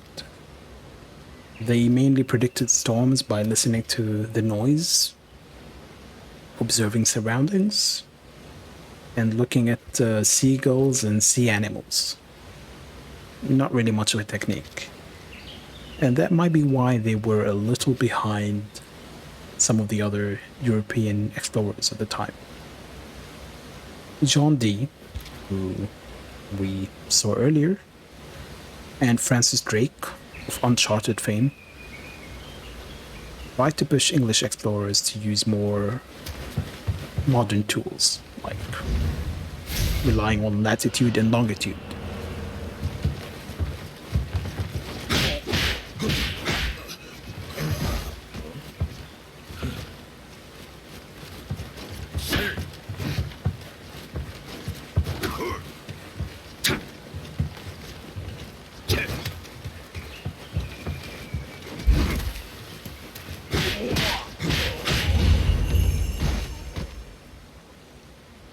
And as we've established, he spent time between North Africa and London quite regularly. And one time he was in North Africa and he heard there was a secret plan to send a fleet of 5 ships from Rotterdam in Netherlands to the Spice Island, or as he calls it, Spice Island, which is Indonesia in the modern day. And they were looking for a skilled pilot. You might be wondering, well, those guys are Dutch, what does it have to do with it? But the English and the Dutch often work together on explorations. So there wasn't really an issue with him being English and the whole expedition being Dutch. I guess he didn't really care about his wife because he went directly to the Netherlands in 1598, and at the age of 34, 34 is okay. He went there with his brother, Thomas. Yes, he had a brother. And that was the journey that was shown in the cutscene earlier. But The way they described it was an understatement, to say the least. There were a few speculations about the true reason behind that expedition. Some were saying it's not really for trade, but it's to replicate the actions of Francis Drake and to ransack the Spanish settlements in South America. And that might explain why the ships were heavily armed with cannons and weapons, but it's not really clear. Who knows? Alright, low stance, mid stance, and high stance. High stance emphasizes attack power. Let's wait for it to roll over again. What? Yeah, just make it a little bigger, the window, and... It allows for powerful techniques. Mid stance is good for defense. It has a wide range of techniques and is easy to use. Low stance is good for dodging. It doesn't consume much ki and also maintains your guard as you move.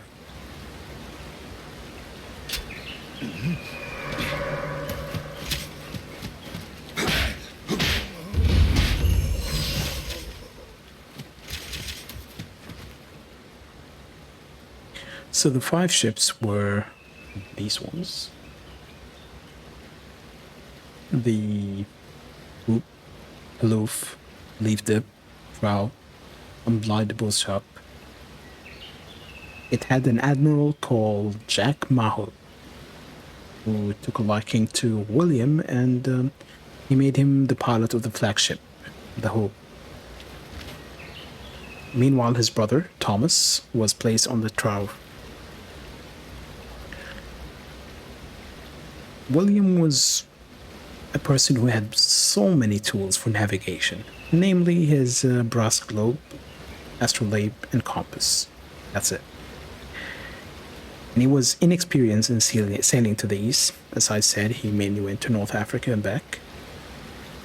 But he was lucky there were other Englishmen who could help him with his job. In terms of deciding how to get to the Spice Islands, they had 2 options. One, go west around the tip of South America, cross the Pacific Ocean, or sail around Africa and then go east. And that was more unpredictable in the waters. So they went with the first option, which is why, again, some historians think they just wanted to go to South America to raid the Spanish settlements.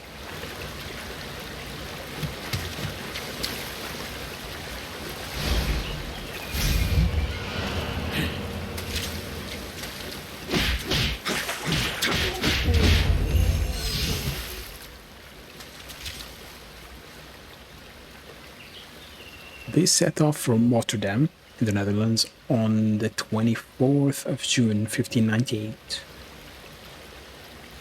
And it wasn't really unusual for sailors to go hungry because of low provisions.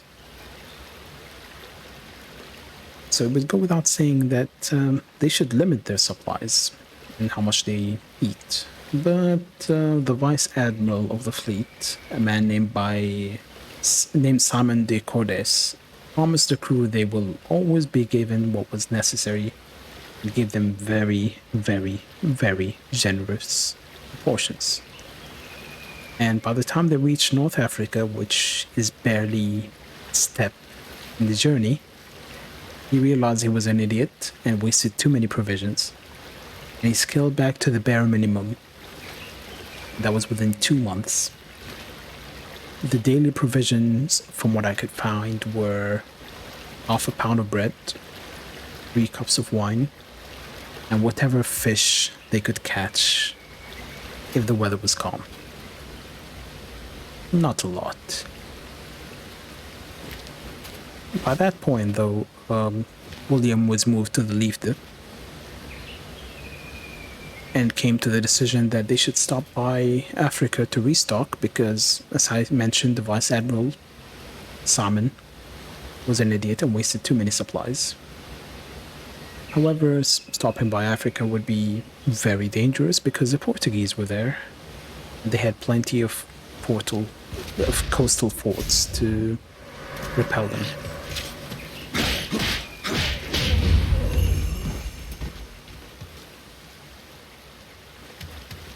And one of the great things about stories from the time, scurvy was very common, dysentery was very common, and that really did push them to stop by Cape Verde, west coast of Africa, and that was a Portuguese stronghold at the time.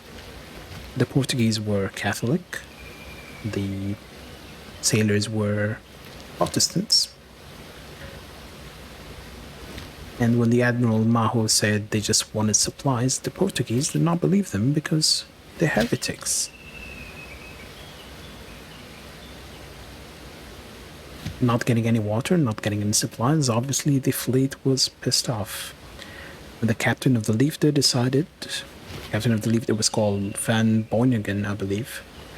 He decided, hey, we are weak, we're low on supplies. I think it's time to fight the Portuguese. Agreed with the other captains, dispatched 150 men, and managed to capture the garrison. That's not too bad, surprisingly, they succeeded.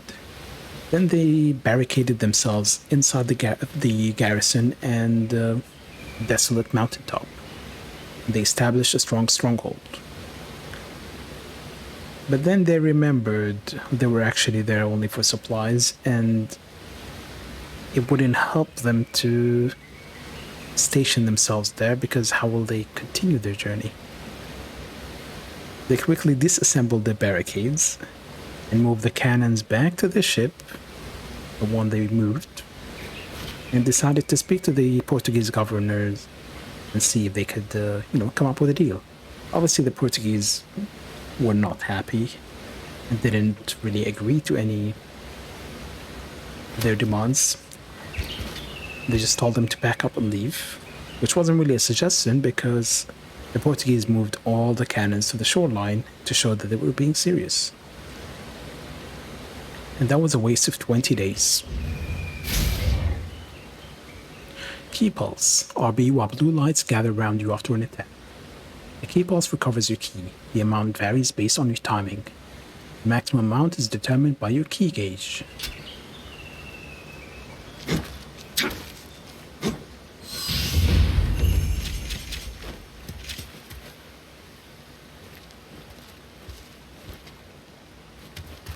You might think, well, this journey doesn't sound too great, but it wasn't all doom and gloom, really, because the 22nd of September of that year, the captains were all summoned to share some important news. The Admiral, Mao, was dead. And now they must decide on the leader. Obviously, you'll be thinking, well, William Adams is the protagonist. He's going to be the new admiral. And you'll be absolutely wrong. Because they wanted somebody who had experience, could make good decisions. You know, somebody like the guy who wasted all the provisions early in the mission. And yes, they did pick the Vice Admiral, Simon, the guy who wasted all the provisions. And they made him the Admiral. Acting Admiral, I should say. The journey sort of became one for food. They tried to stop by the Isle of Annobon near Guinea, despite the fact that the natives were pretty good with poison arrows. But they couldn't even land because of the violent waters, and they tried to take an indirect approach via Cape Lopez. And it was a hot season of the year, so the place was steaming. On the bright side, though, they were kind of friendly with the tribes there, and early English records say they were quite enchanted by the tribes. And let me share some descriptions of how the English described the tribes there at the time. They said the women had exceedingly long breasts and were given to lust and uncleanness, and had no issues dragging mariners to their huts. You might think they were being sexist, but the accounts did not neglect the men either. They said the men were handsomely endowed, and more handsomely endowed than the women, I might add, and had great members. But I suppose they were feeling insecure by that point, and they just said for some reason they housed worms in their penises and testicles. And yes, this is all historical records.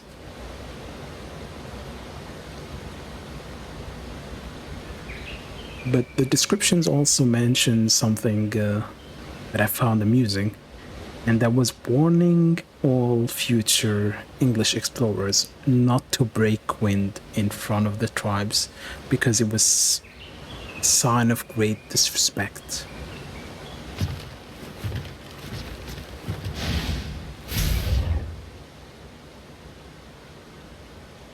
Yokai Realm, another world born from the yokai.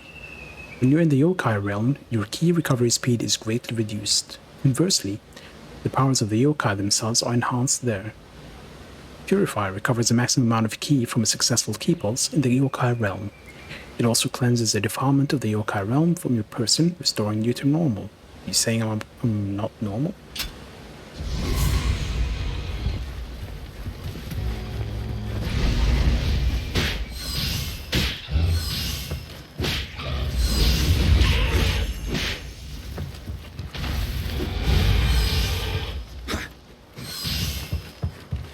I thought my timing was better than that.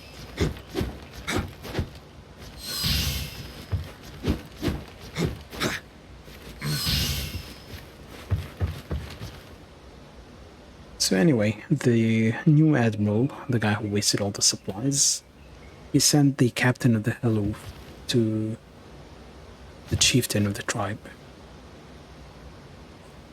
His account was mocking of the chieftain and said his palace looked more like a stable than anything else. He was acting like a choosy beggar, I suppose. He went with some gifts and tried to impress the tribe with trumpet music. The chieftain was actually very generous and had his wives prepare a meal for the sailors, and all was well. But those European sailors were not happy with the food because the food included things like hippo stew and roasted plantains. They were even more unhappy because the chieftain decided to ask them for some of their food in return. So, in their infinite generosity, they shared one whole bottle of wine. And during their time there, they fell ill, and 16 men died, including some of the more important members, and the guy who was sent to the chieftain was also ill at the time. They also were not very lucky with the Portuguese because night raids didn't get them much, and decided, well, you know what, we're not getting anything out of here, let's just rush to South America, even though we don't have a lot of supplies, even though we have to cross the whole ocean, we're still gonna go to South America. As soon as they set sail, they got hit by a storm. Again, if you remember the ships, in this cutscene earlier, they showed one sank early. Well, what happened was the Hello had its main mast broken into 3 pieces and had to be dragged by the leader while they repaired it. But on the bright side, they eventually got to a point where it was calm, no wind. Wait, no wind. That's not very good for a sail ship. Well, no storm, no wind.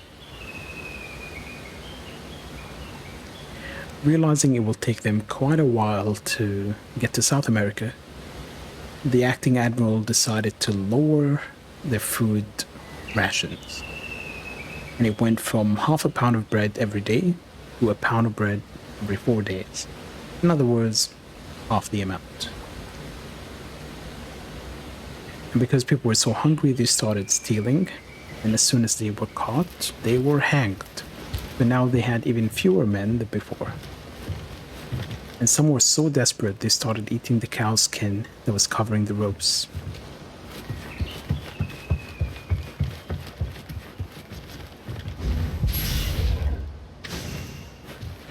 I mentioned earlier that scurvy was not uncommon.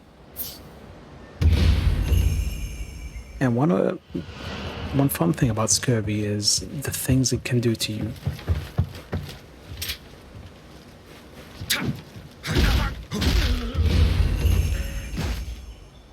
Weakness, bruising, loss of teeth. But what they were really suffering from on those ships was the diarrhea. Because every time they wanted to go to the toilet, they had to balance themselves on the ship.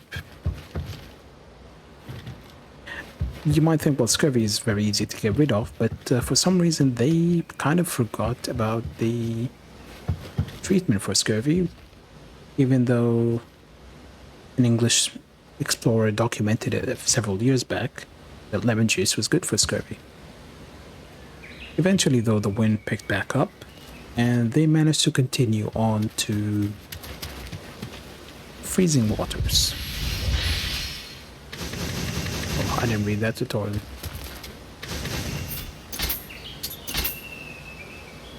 And I got you my matchlock and a longbow.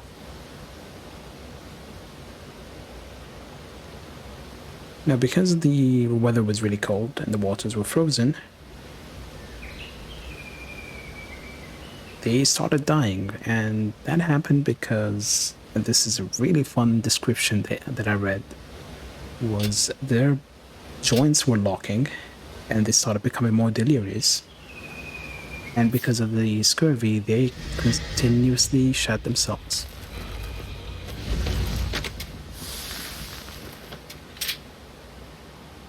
But because it was cold, every time they shat themselves, the shit would freeze. And their legs would be even colder and even more numb.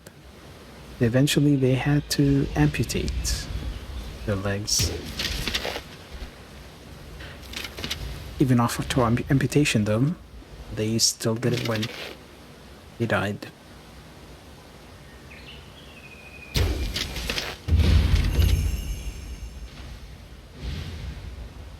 By the end of March, they got to the coast of Argentina. They could finally stop a restock. Happy days.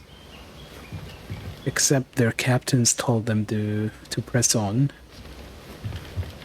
And that was actually a good decision because the Straits of Magellan in the winter were pretty harsh. And it was William Adams' job, to navigate the shallow waters of the straits and avoid any underwater rocks. And he apparently did a decent job, because they managed to rush before they got stuck in the frozen waters. But in the records, they say they were very impressed by the penguins around the shores. In fact, they were so impressed by the penguins, they took them clubbing. Apparently, in one day, they killed about 1,400 penguins for food. Slowly, the weather got worse and worse. Mist, snow, ice. And one of the captains who always wrote in his diary, eventually just couldn't be bothered to write more, and his entries just became a list of weather: rain, wind, snow, hail, hunger. That's all it mentions. There were no details. Another problem they faced, though, was the charts. They weren't very accurate. They also lost several anchors, and food, as I established earlier, remained an issue.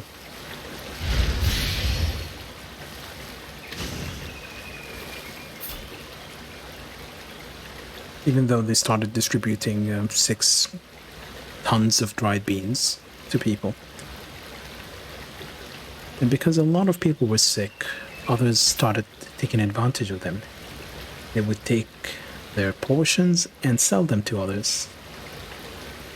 So they ended up setting up more gallows to kill or execute the thieves. And during meal times, the captains would go around with a stick in their hand to hit any sailors who misbehaved. Like a headmistress going around during lunchtime.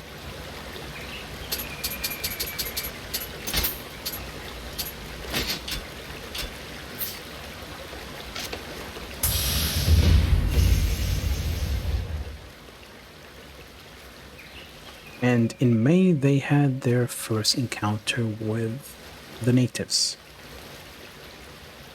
Which didn't go well because you know how when you lose a fight and you start describing the opponent as somebody who was so big, so strong? That's what they did. They described the natives as being 10 or 11 feet tall. And initially, the natives started throwing rocks at them, and eventually they just ambushed them and killed a group of 5 Dutchmen. They were pretty good with spears because they kept chucking them at the sailors and killing them. Morale was going lower and lower. The acting admiral had to come up with a plan. And his best plan of action was role-playing. He actually formed what he called the Order of the Furious Lion. Took a group of his so-called knights to the shore and had others playing the trumpet while they were fighting the natives. I wish I was making this up, but I'm not.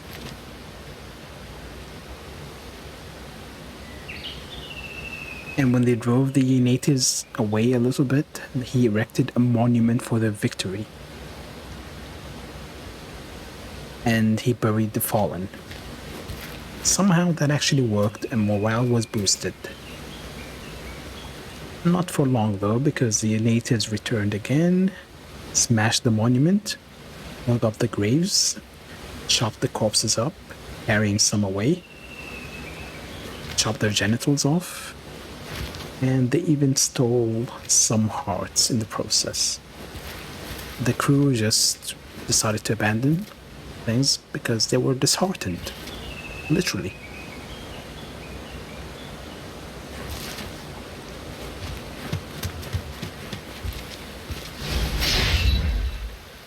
Living weapon. When the Guardian Spirit Amrita gauge is full, press B and Y. Guardian Spirit skill, well, okay, B and Y. Bring a living weapon changes the health gauge. Wait for it to scroll.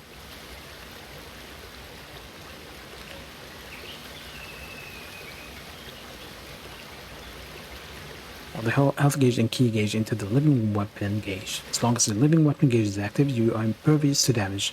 Any close combat attack inflicts more damage. The living weapon gauge decreases over time and when an enemy attacks. Once the gauge is fully depleted, it wears off. When it's ready, you can with a unique skill.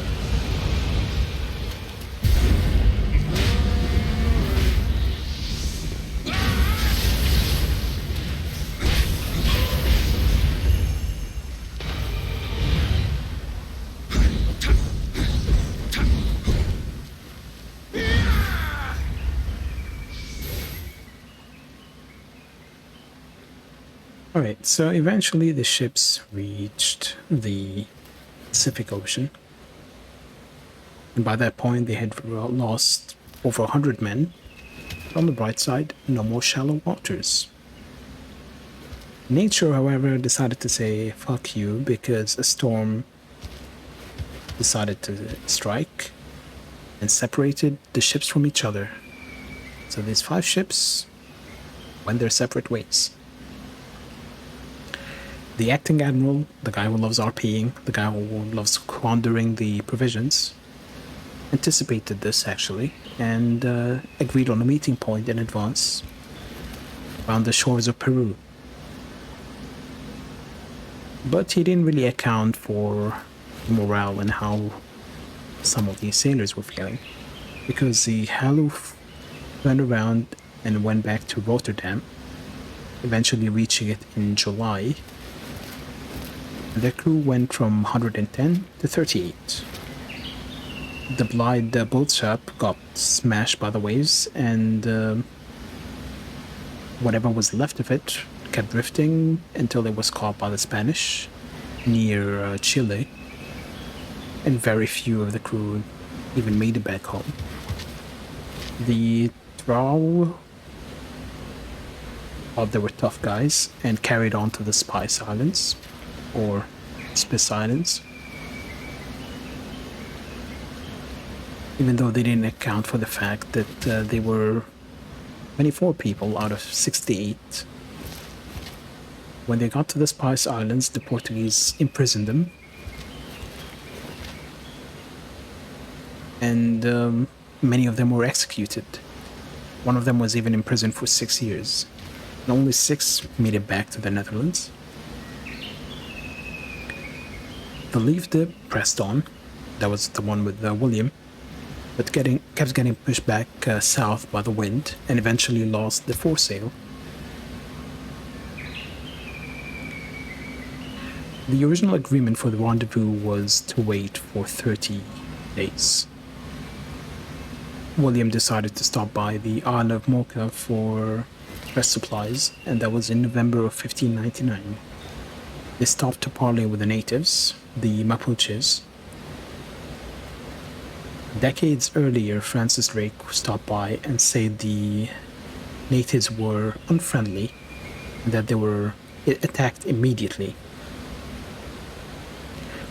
2 decades later, apparently things didn't really change, because as soon as the natives saw the crew, they started pelting them with arrows. And with perseverance and sheer will, 27 men managed to sign their way into some kind of agreement with the natives and told them they just wanted food. And they would exchange some iron, silver, and other trinkets for the food. The natives put down their weapons, gave them wine, potato, and told them to come back again the next day so they would share the stuff. So, good news. Next day, the captain, who was also hot-headed back in Africa, decided to row to shore to get the supplies. He kept telling the natives to bring the supplies to the shore, but the natives didn't want to, even though it would have been easier to load the stuff. Things didn't feel too right, so he landed with 23 other men, including William's brother, Thomas. What happened next was unclear, but what eventually happened was there was an ambush of about 1,000 people, or so the records say, and they slaughtered everyone who disembarked, including William's brother. I tried looking historical records, including things like Francis Drake's writings and so on. There was a book called The World Encompassed by Sir Francis Drake, and from that it says they weren't really immediately attacked by the natives. At first they were friendly, and then they started thinking these sailors were Spanish, and because of the Spanish did in South America, they started being wary of them. And one of the people accompanying Drake used the Spanish word for water, and that's how they started thinking these guys are Spanish, and they were cautious, and that's why they fought them off. Anyway, back to the expedition. The morale was low, ships were understaffed, but they pressed on to Santa Maria, where miraculously they were reunited with the Hope, who also lost their commander and about 27 men. And at Santa Maria, the Spanish coast guards rode to the ship, asked where they were headed, inspected the ship, And they said they'll be returning to the island to make a decision. But because the crew were hungry and tired, they decided to hold the Spanish captives on the ship until they got new supplies. And it was said that the Spanish actually gave them enough supplies for them to recover, and they were actually in tip-top shape.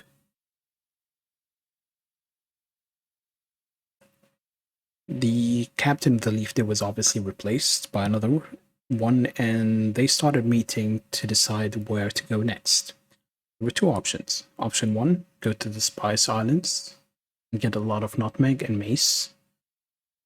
And because many of the tiny islands were not under the control of the Spanish or the Portuguese, they could worry about fighting less. Option two was go to the Philippines, but the Spanish were there and there would be clashes. So they started looking at their things on the ship and what they would be able to sell.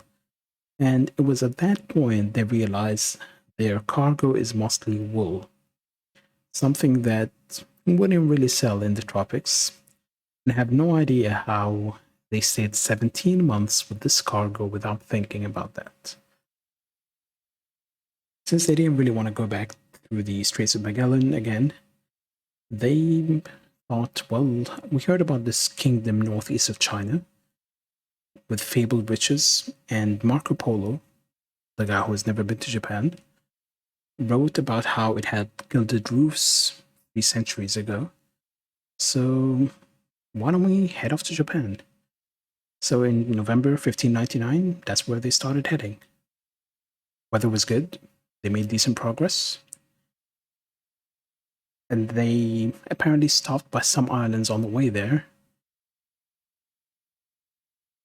They were so nice that some of the crew decided, you know what, we're just going to stay here. And they lost 8 men to that.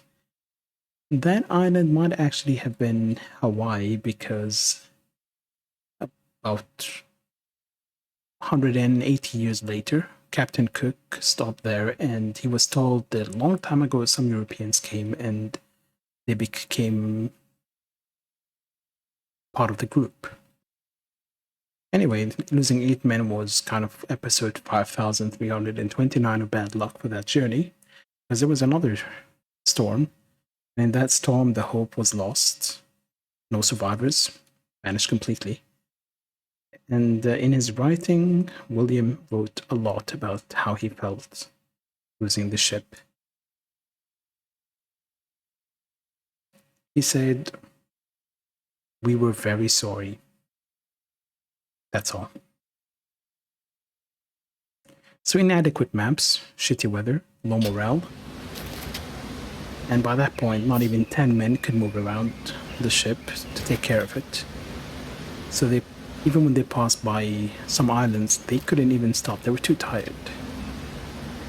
And eventually, on the 12th of April, 1600, about 20 months after they set off from Rotterdam, they reached Japan.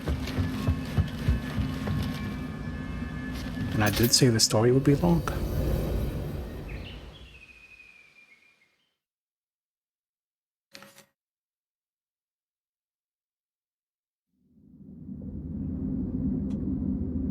Alright, close the memoir.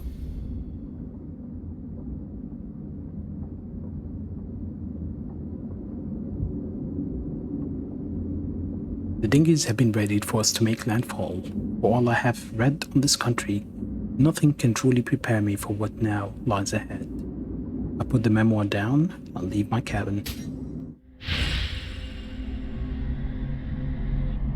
Hiroshima is a tiny island off the coast of Usuki in Kyushu's Bungo province. There is little in the way of usable land, and with coastline rapidly giving way to cliffs and mountains. Linking to its edge is the smallest of fishing villages, its residents eking out subsistence farming on plots carved out from the hills. The frugal lives stand in stark contrast to the village elder, whose opulent mansion perches atop the island's tallest peak. strangely oversized for the small island which it overlooks.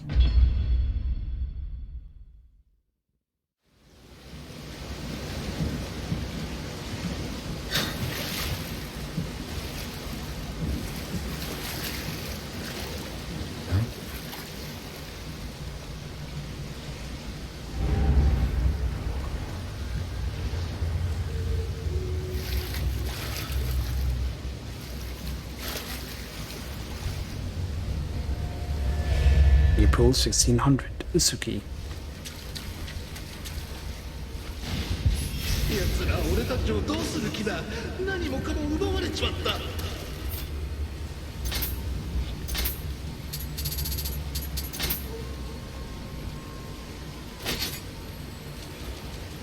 Originally a farming tool, the construction is simple and it was often discarded in battle to expedite an escape. Alright.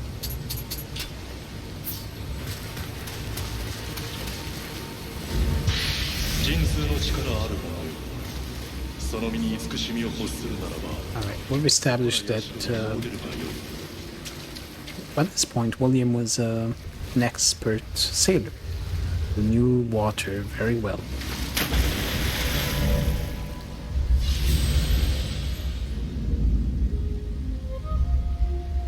Or not.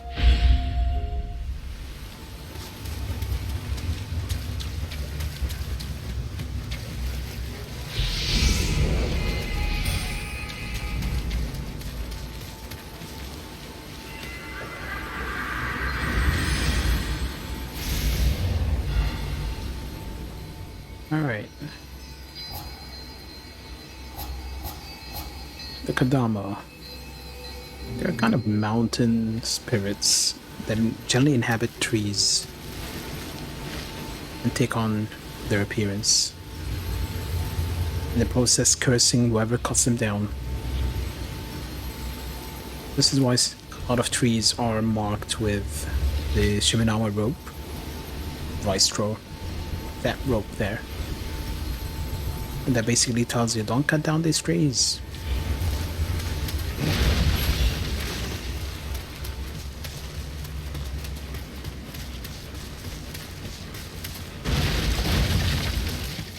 This is one of the corpses that actually tell the story for a change.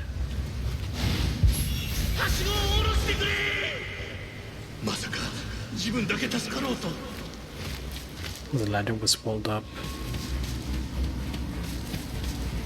Someone was left to die. Alright.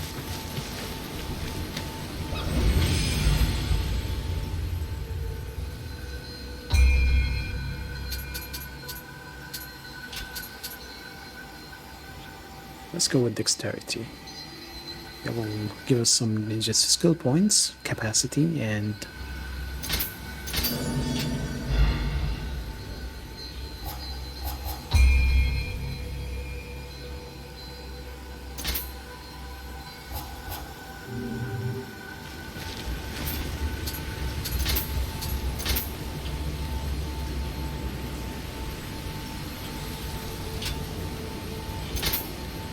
the steam helmet. Alright, let's learn some skills. Grapple is good.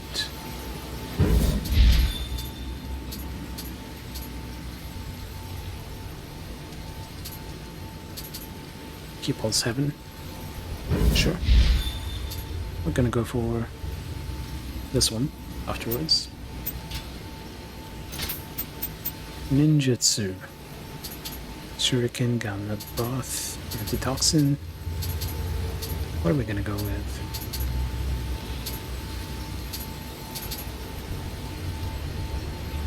Okay, Akadama.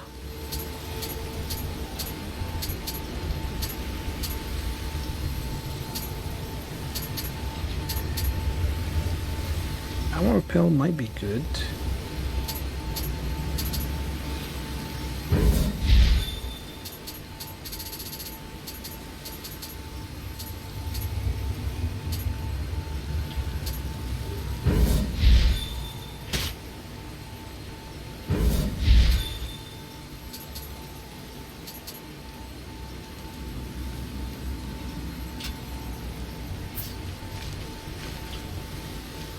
I'm saving 1 point.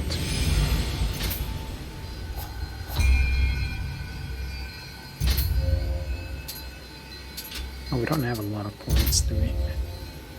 I forgot.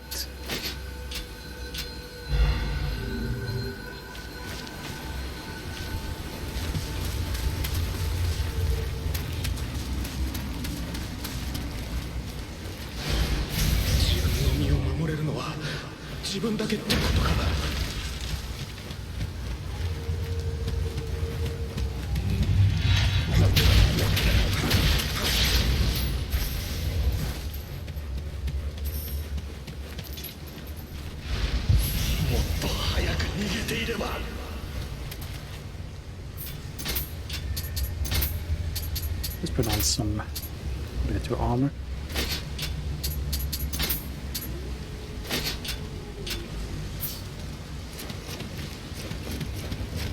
Alright. Shall we continue the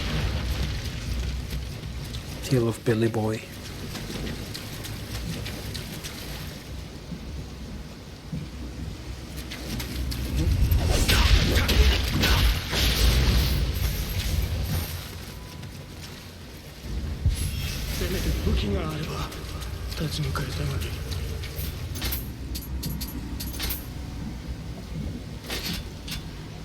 That'll lower my agility.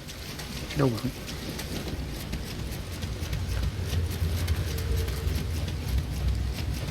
I don't know why I feel like I'm really slow when running.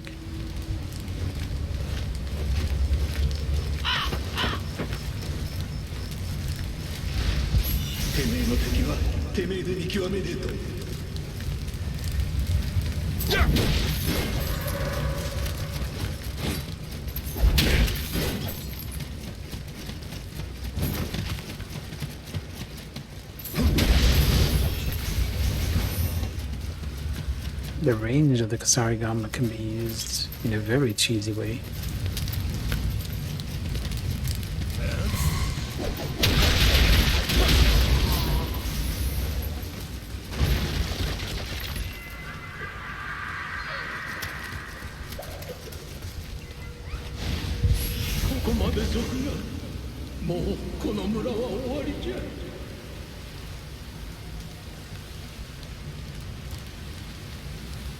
Alright, so we got as far as landing in Japan, I suppose. But by this point, as we've established, they weren't in really good shape. And only about 7 people, including William, could walk around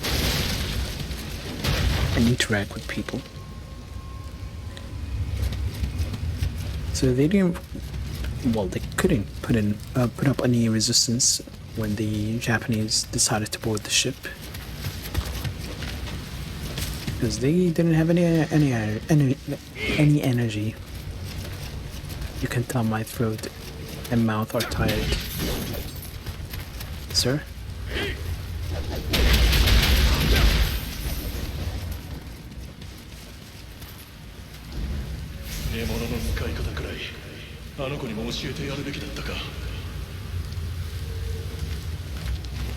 Their first impressions of the Japanese were positive, to say the least, because they were dressed well, and they didn't really show much interest in the crew themselves. Mainly the cargo, the weapons, and things like that.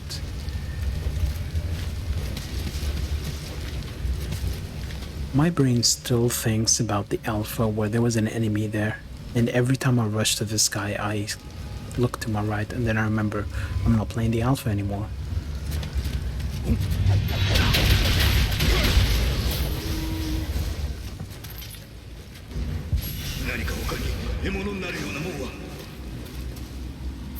One of the things that drew their attention, the Japanese attention, was the tools that William was using for navigation,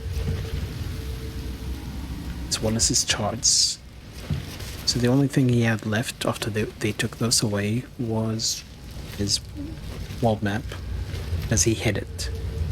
He tried to speak to them in Dutch and Portuguese. Surprise, surprise. William actually knew more than one language. An Englishman who knew more than one language. Amazing, yes, I know. But the Japanese obviously didn't speak Dutch or Portuguese.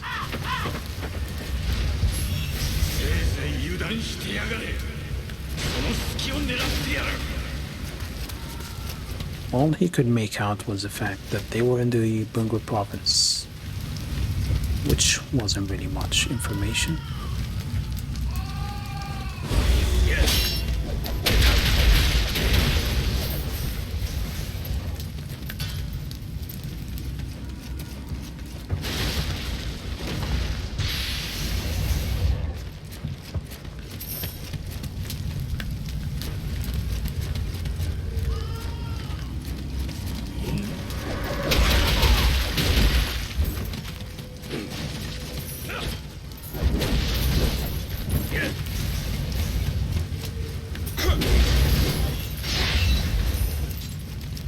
At the time, this was a period of war in Japan, obviously.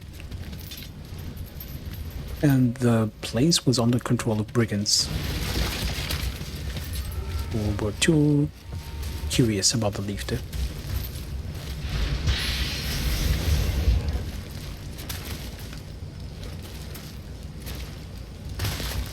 And as soon as they heard of the ship,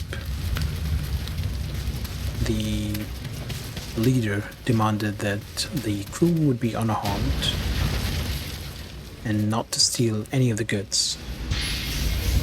So everything was actually returned to the ship, surprisingly enough.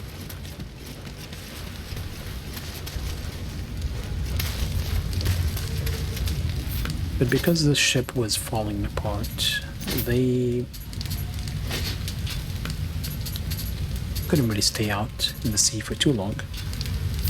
And within 3 days, they decided to bring the ship to shore. And the Japanese would decide what to do with these foreigners.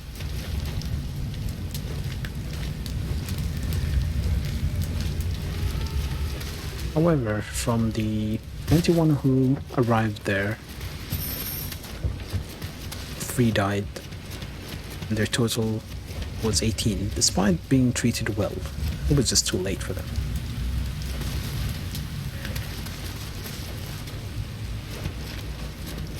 Nice treatment was good, but there was still some bad news.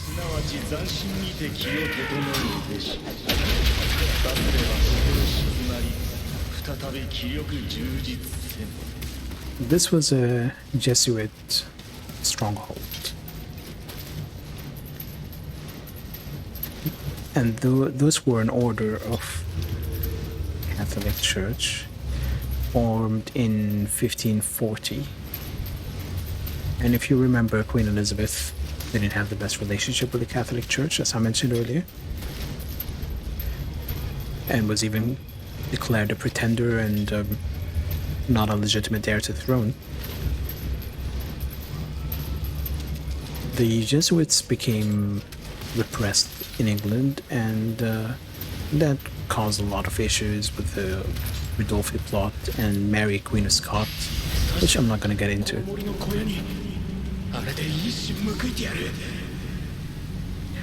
Well, you might be thinking, okay, that's England, we're in Japan, what does it matter? Well, to explain why the Jesuits were in Japan, we need to go back to, I don't know, maybe 6 decades earlier.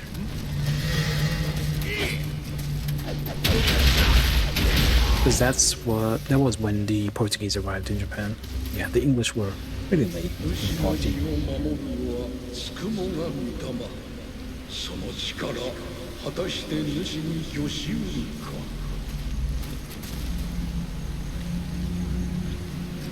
In 1544, the island of Kyushu, where Bungo was, had a ship arrive at the shoreline.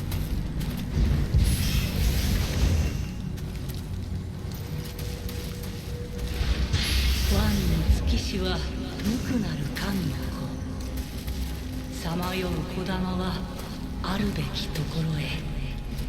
At the time, it was quite unusual for foreign ships to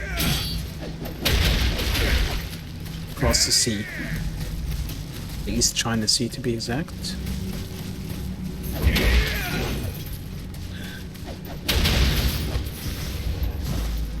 So news of the ship's arrival spread very quickly. The men on the ship communicated using their Chinese interpreters and informed the Japanese that they came from a land called Portugal, and they were there as traders, not as fighters.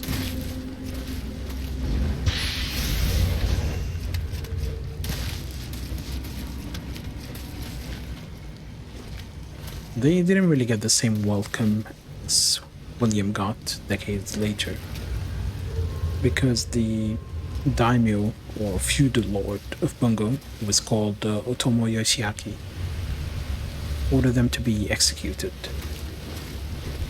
His son, on the other hand, by the name of Otomo Sorin, or Otomo Yoshishige, was this guy. Well, this was before he was old. I mean, after he was old. The story happened before he was old. He had a different idea from his father and said it would look bad when his father would be compared to the other daimyo because we just immediately killed these curious people. And he convinced his father to spare them. The reason for sparing them, though, is the men were well-spoken, the Portuguese men, had silk, and also carried swords, things that the Japanese respected. But ultimately, the main reason why they were spared was the daimyo was bored, and he wanted entertainment.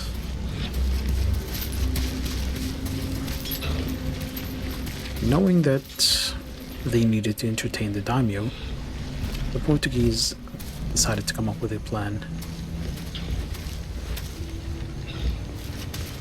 And they sent a man by the name of Fernão Mendes Pinto. This guy. Mainly because he was a funny guy. You know, funny. Like a clown. And he'll be able to entertain and distract the daimyo.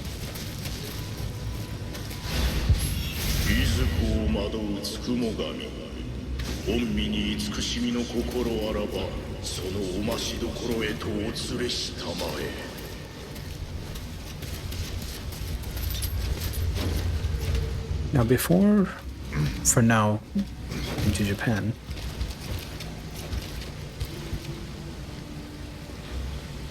or more like before he left Portugal 6 years prior, he wrote, well, what you could call a New York Times bestseller. It was all about his adventures, including 5 shipwrecks, being sold 16 times, being made a slave 13 times. If you think the story doesn't sound real, then you would be correct. Because Fernão Mendes Pinto had the nickname of Fernão Mendes Minto, which would roughly translate to Fernão, are you lying? I am. He was an old bullshitter and a plagiarist. But that would be the perfect person to entertain the daimyo.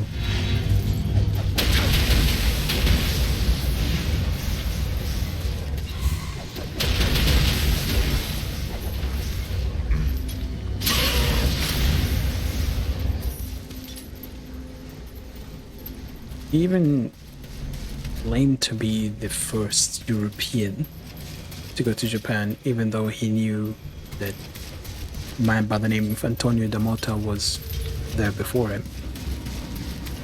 He even claimed to be with Antonio the year before, even though he was in Burma at the time. Yeah, he was just a liar. That's all you need to know. I died here.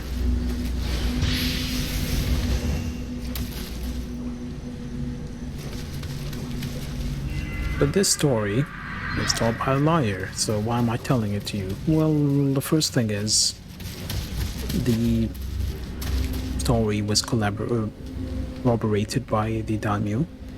And secondly, William didn't really stick around here much, so I have to have something to talk about.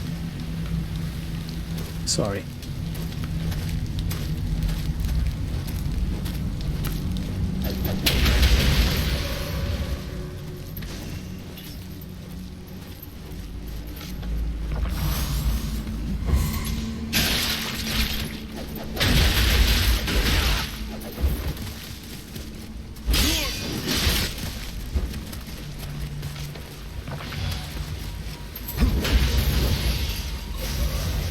I got hit.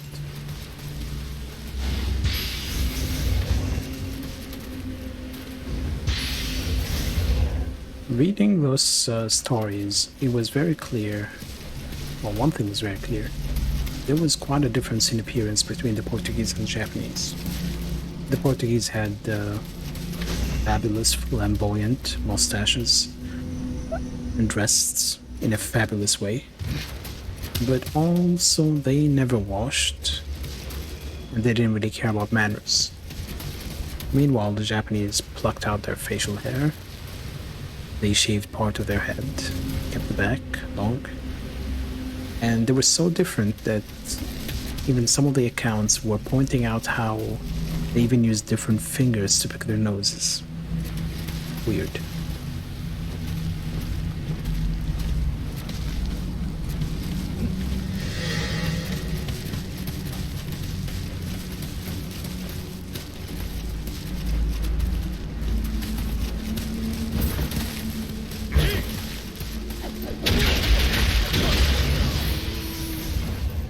Anyways, Pinto, the daimyo, they exchanged pleasantries, and it seems like Pinto thought he was actually dealing with a king.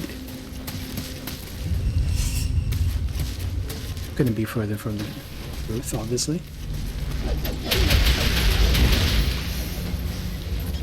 One interesting thing about the daimyo at the time was, as I said, he was bored.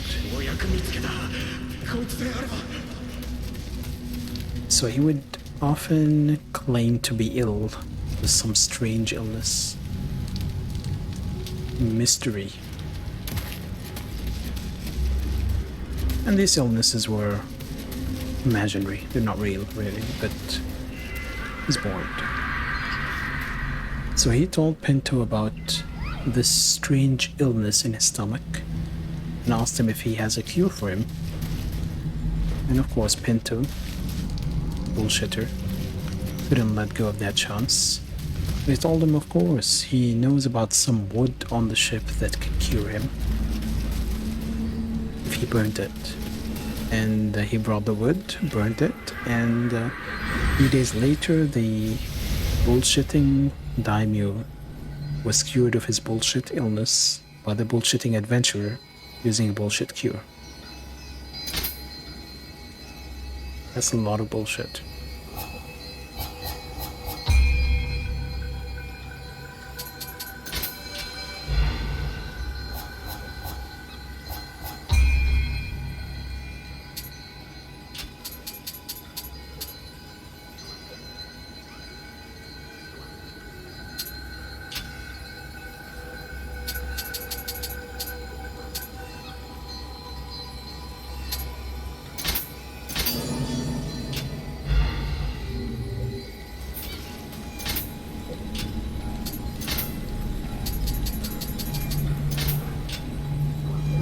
Not enough. Actually, this is enough.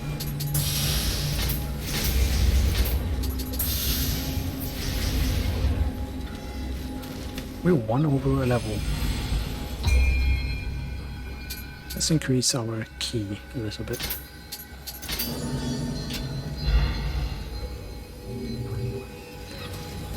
There was something else that intrigued the Japanese.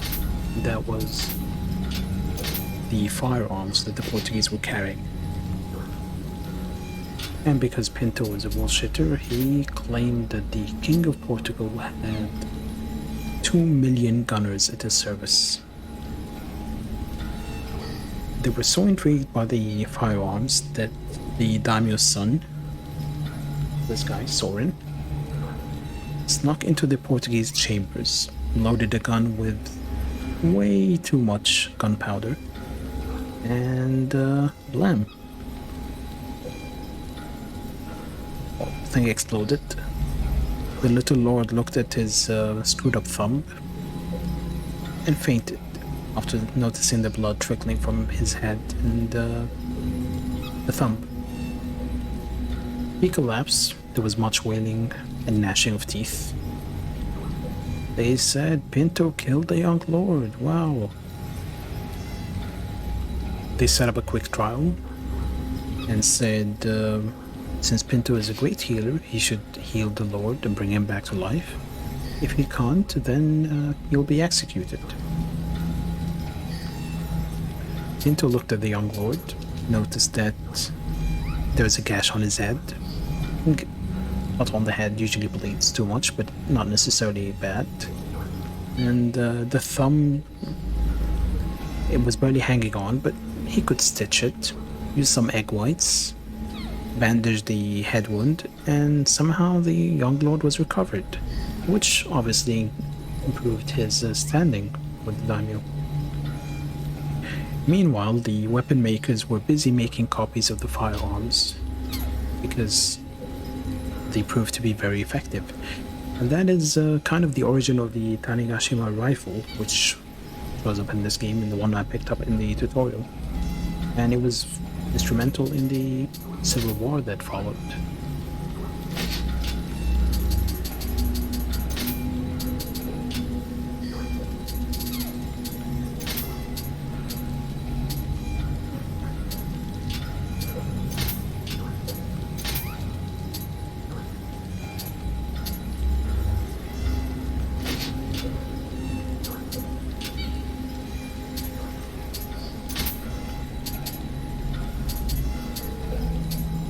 Let's learn binding shell. And that's mainly for one reason. And we can go for... I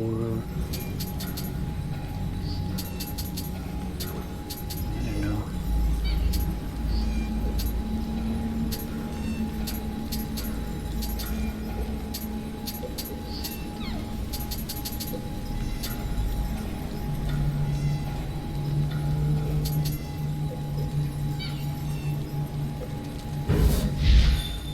Poison.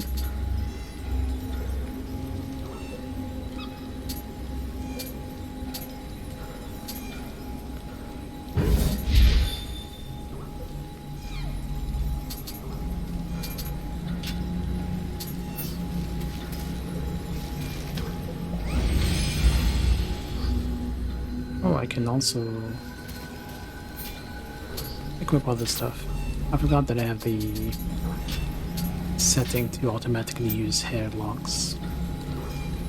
Alright, what are we gonna get? Fire Talisman, Water Talisman, Bullet Lightning Talisman.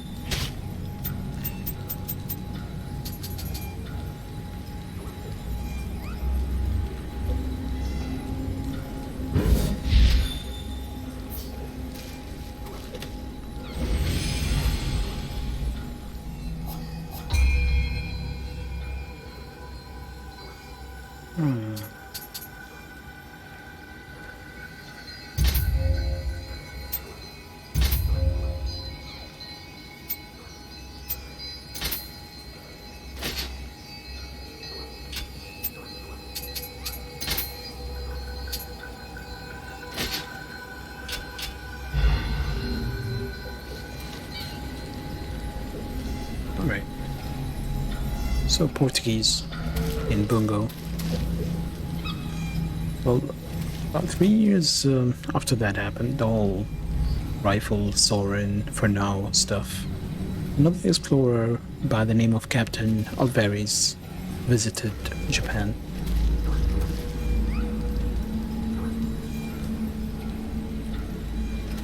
And he was so fascinated by the Buddhist monasteries that he informed the Jesuit Francis Xavier of the situation in Japan. And Alvarez introduced Javier to this guy, introduced him to a man named Anjiro while they were in Malacca in Malaysia. Anjiro, who was a former samurai and escaped after committing murder, proved to be quite a valuable asset to Javier when going to Japan, because Francis thought if they could communicate with the Japanese, it means they could convert them very easily.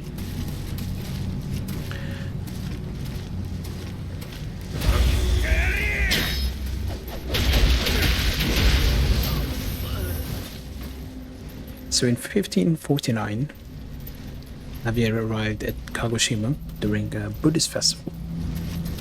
So the city looked pretty impressive, to say the least.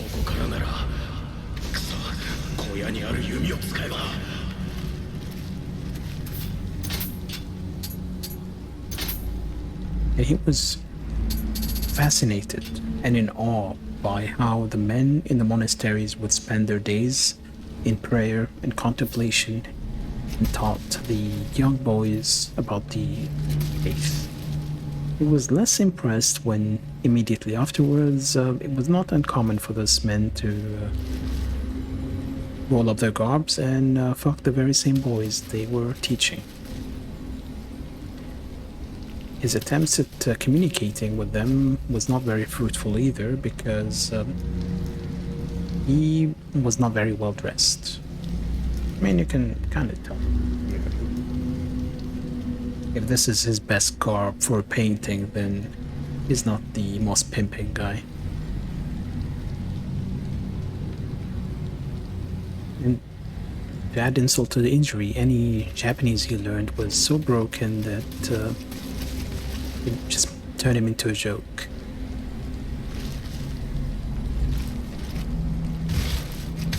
So at most, he just succeeded at converting a handful of people, young samurai logs.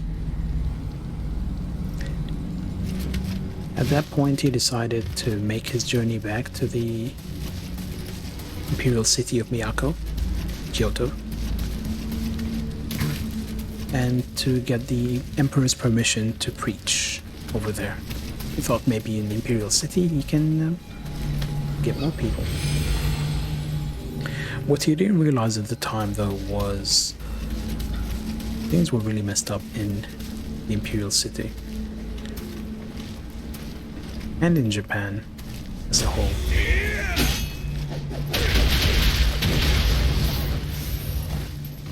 As I said earlier, it was an era of civil war. Treachery was rampant. Imperial coffers were practically emptied, and most nobles retreated to little provinces to save some money.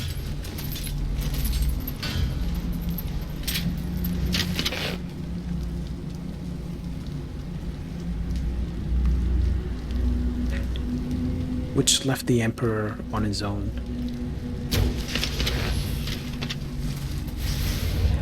The palace itself was a mess. Princesses, mistresses were all begging at the palace gates. Courtiers were making money by selling autographed stuff. And no, I'm not making things up. And you might be thinking, well, if the situation was so bad, why doesn't the emperor abdicate the throne?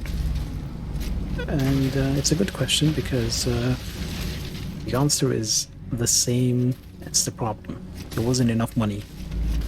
They cared a lot about tradition and things like that. So they would have a proper ceremony for abdication. But they can't afford a ceremony for abdication, so there was no abdication. Even the emperor at the time, his coronation was delayed for 9 years because they didn't have money. And even when his grandfather died, the corpse was left to rot for 6 weeks until they could get enough money for a funeral. Despite how much of a joke the emperors were, they were still practically worshipped by the people. They were making sure their feet would never touch the ground in the palace. Some people are desperate for servitude.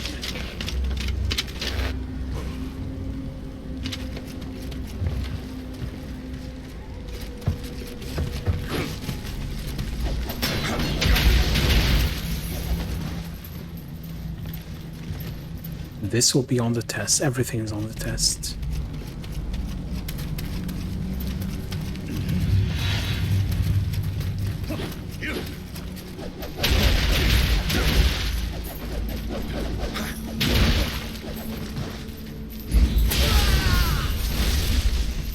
Anyway, Javier, this guy, with his tattered robes and lack of any official position, didn't really get much success in the capital either.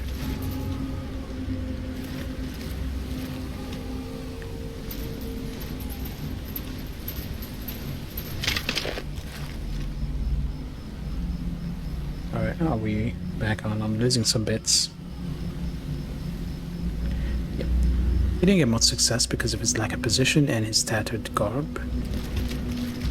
And when he moved on to Yamaguchi to preach, he decided to change the way he looks so it would work better. He wore new clothes. He claimed to be an ambassador from the governor of India. I don't know why India. Maybe he just thought the Japanese wouldn't know what Portugal was. I don't know. But he was successful enough to convert 500 people in Yamaguchi. But historical records indicate that it might have been more to do with his knowledge of astronomy and geography more than the faith itself that drew them in.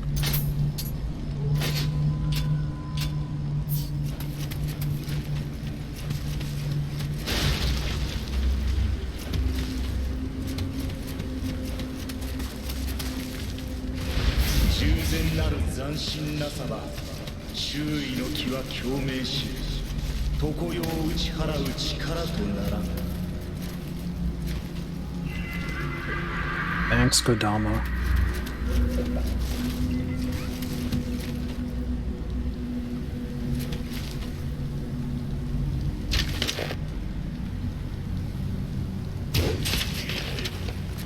Nice head.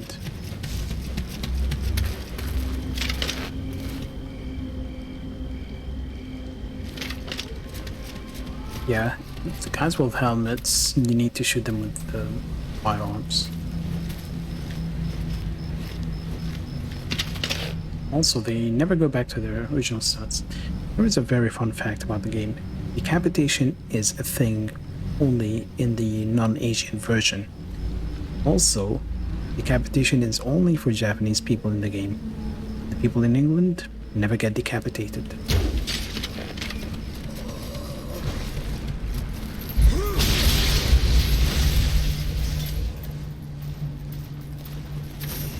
I don't know, maybe they just thought they don't want to.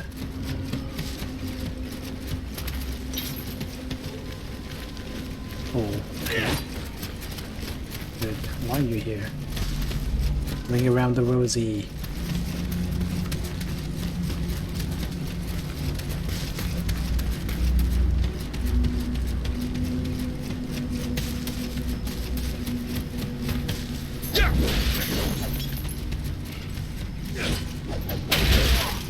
Ouch. Ring around the rosy again.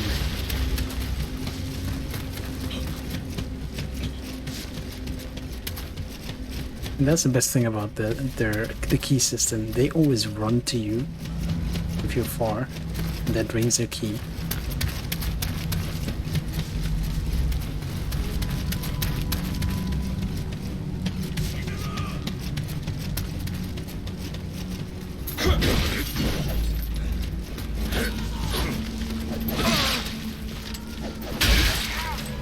Damn it. I forgot how slow this weapon is. Even I die.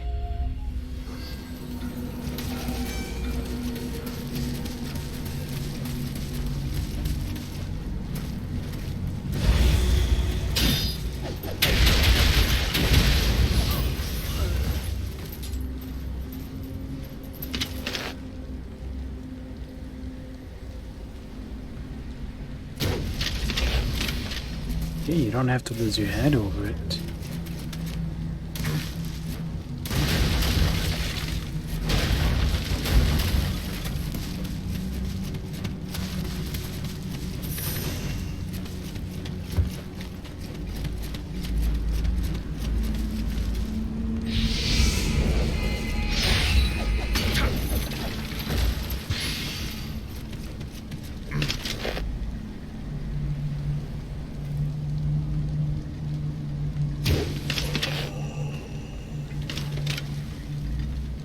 I hate how close he is to dying, but just doesn't die. Oh, nice.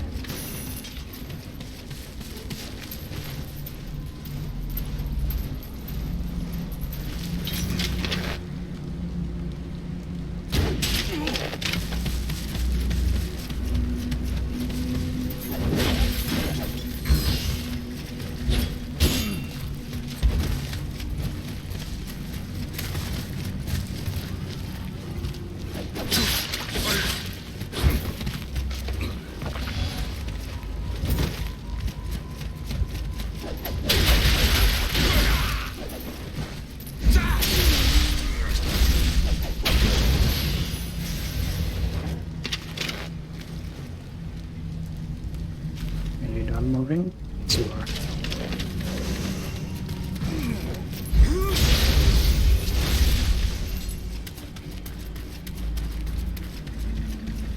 Just cleaning up before we continue the story.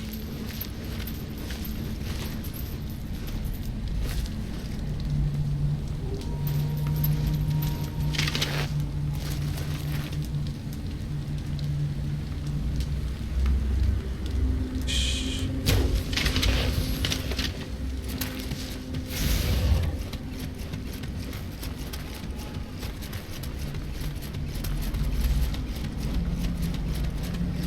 I can just ignore this guy. I didn't realize I was low on health.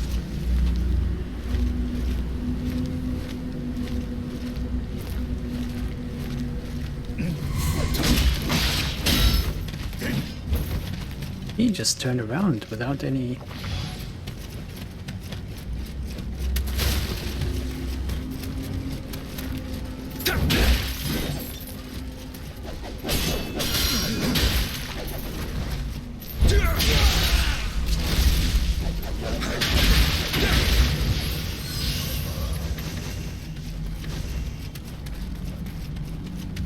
Okay, hold on. Let me pick up that item. And I didn't pick up the first, even though it's not really important because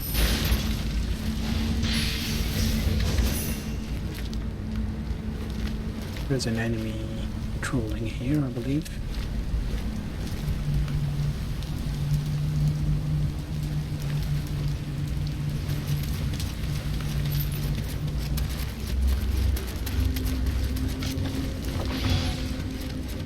Overkill, but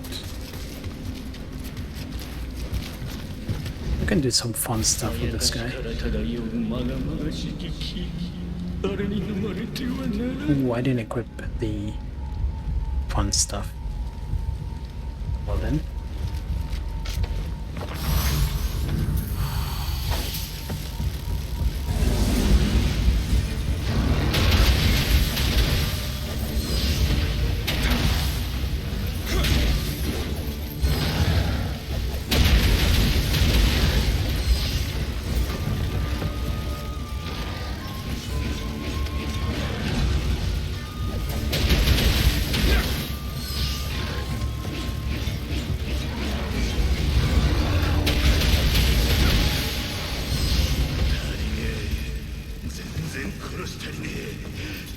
The fun stuff with this guy is if you blind him, 私らには手を出さないって言ったじゃないか。人が鬼に。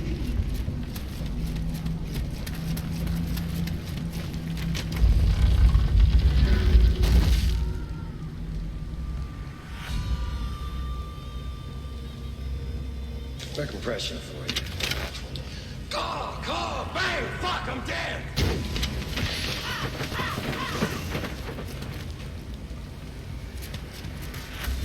Yeah, you can get spirit stones from the scrolls. An arrow for a spirit stone. Not a bad trade. 何が起こっているんだ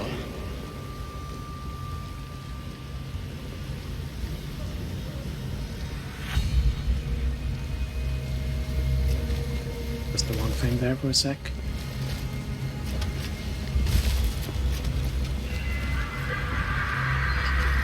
Right, let's run back.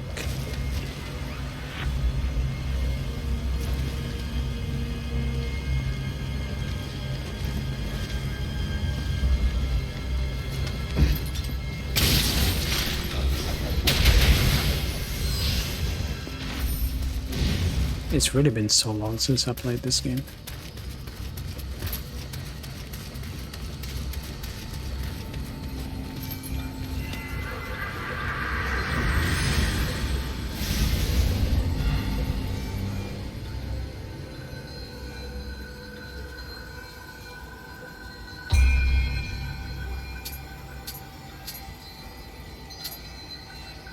I just keep pumping this. Dexterity. Oh, damage. You know, we do need some body and heart. Probably some stuff for the gear too.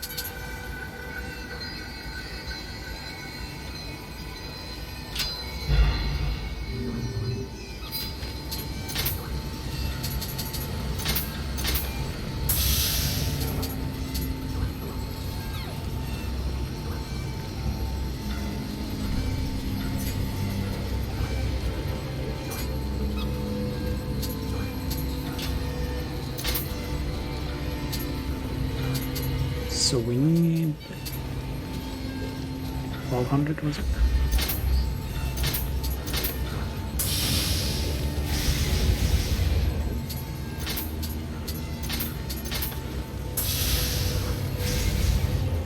Or no?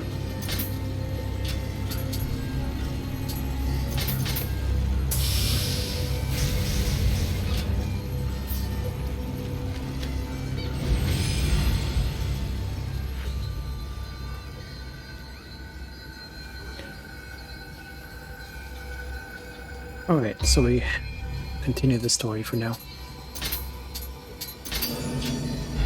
There isn't really all that much in terms of history here where William was. As I said, then he didn't stick around, so that's why I'm talking about the Portuguese.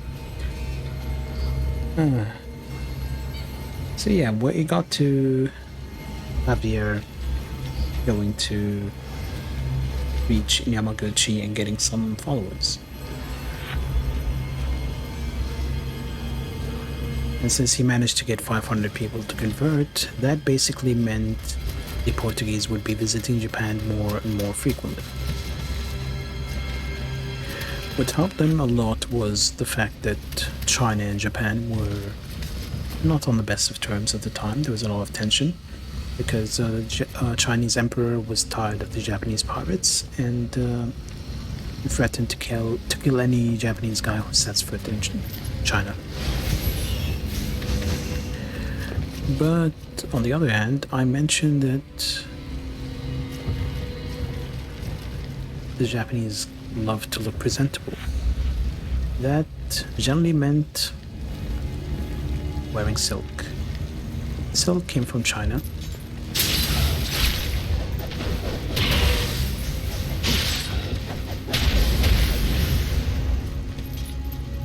And if the Japanese cannot go to China, then there is no silk. The Portuguese took that chance, of course, to trade in silk, and that was especially more common once they took over Macau. Let me swap a few things over. And over time, the Japanese started relying more and more on the Portuguese merchants.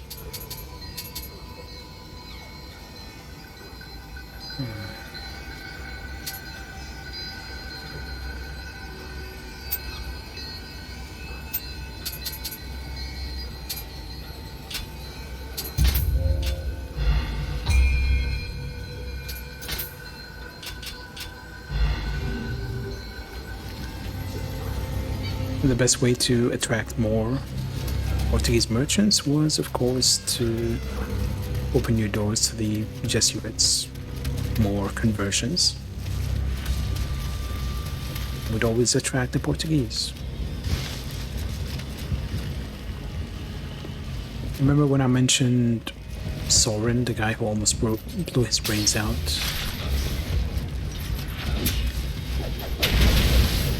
This guy.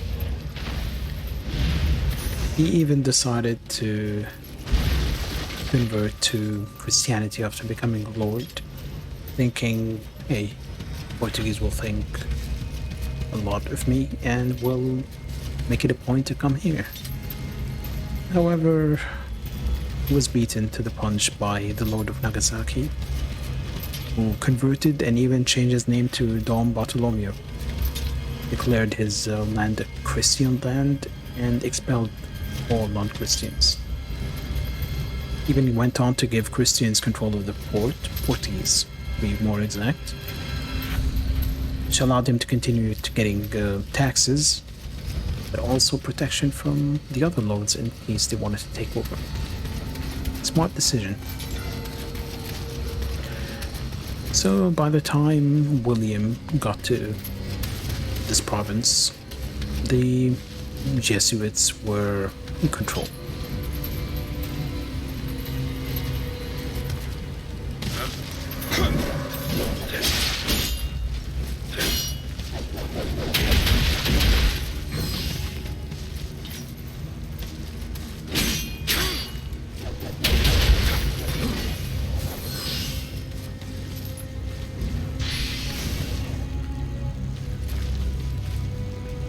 At the time, the leader of the Jesuits in this place was an Italian guy called Alessandro Valignano, this right here.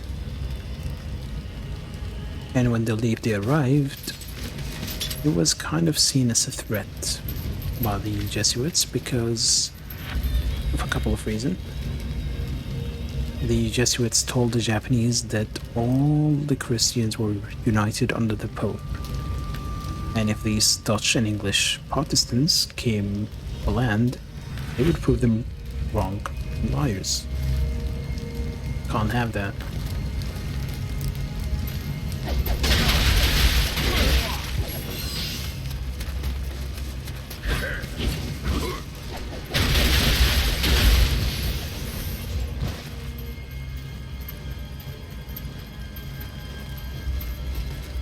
Now, to give you more information about this guy, Alessandro, he generally was not the person who treated natives nicely wherever he went.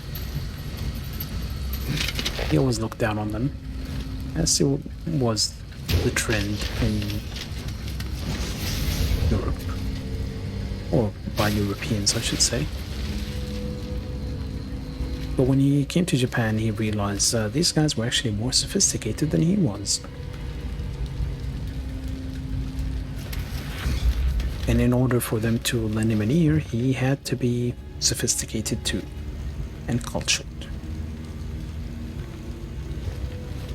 Initially, he set up a leprosy hospital. The Japanese weren't really too happy with it because those who were afflicted by it were lowborn, vile, and considered to be beggars. And most of them, just the poor ones, realized that they could get a free meal if they converted to Christianity, and that was their only motivation.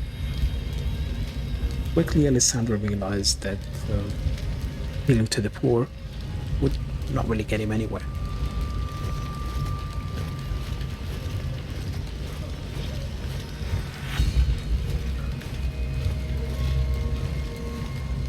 At that point, he may have been considered the first true weeb, because he commanded his followers to stop eating beef, lamb, and pork and just focus on seafood. And, well, in public, because in private they continued their habits. and of course use their own kitchenware in private. He also ordered them to be more Japanese by cleaning themselves and their homes regularly, and improve their table manners, and show restraint in emotions. But the biggest step to appealing to the Japanese was changing the policy in the hospital, and made it a point to only admit those high standing. So if you don't have money, no hospital for you. They went full American before America was a thing.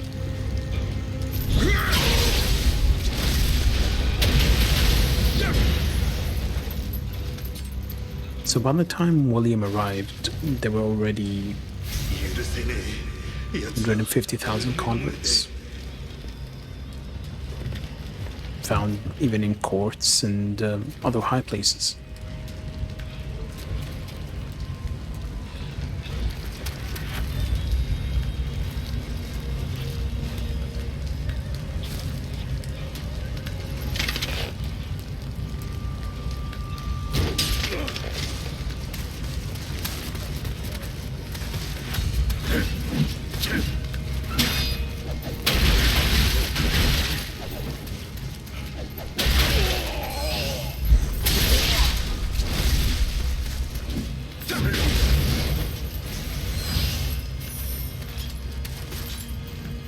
William spoke some Portuguese, but not Japanese.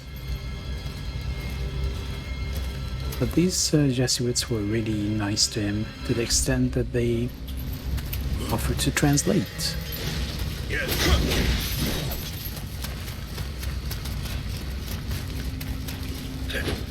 But over time, William realized that they were not really doing a proper translation.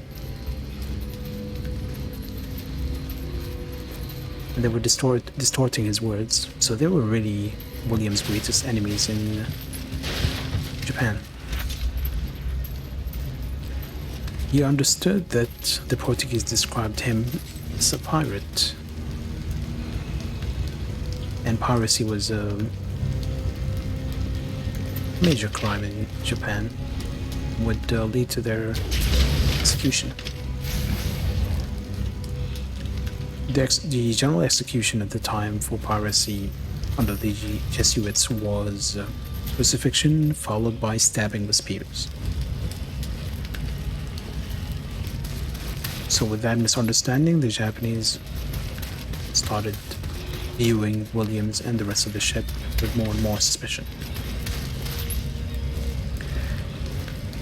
The crew was so scared, some of them decided to betray the crewmen to convert to Christianity.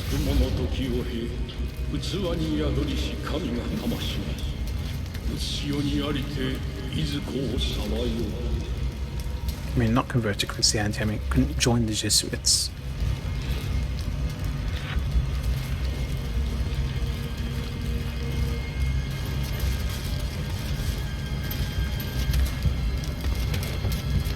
I think it was 2 men, to be exact.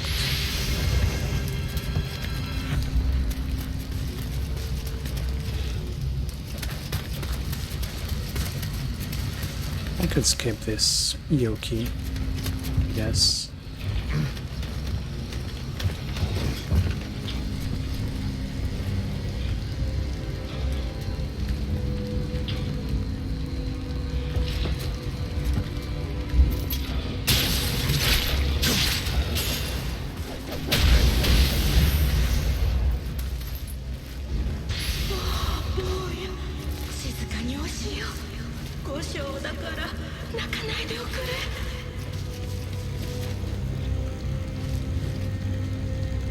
Sir.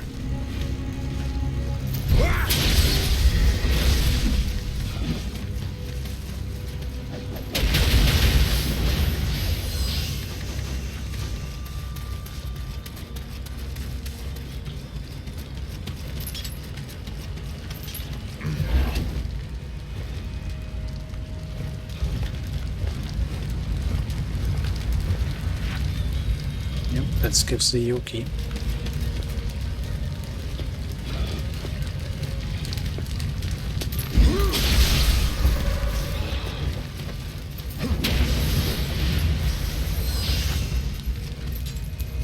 I am really not nailing the timing of the key pulse. I don't know why. Is it because I haven't played in a while?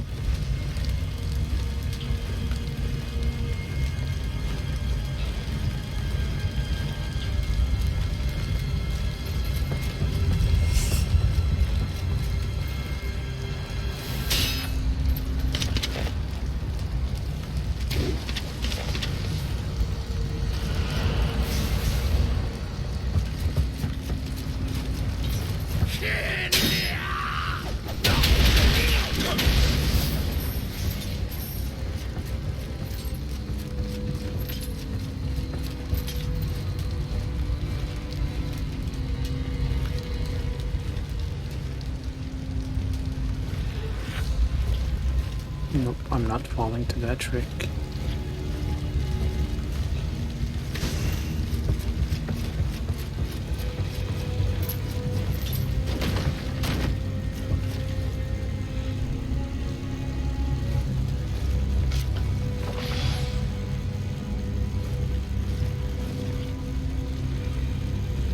There is an easier way to get there.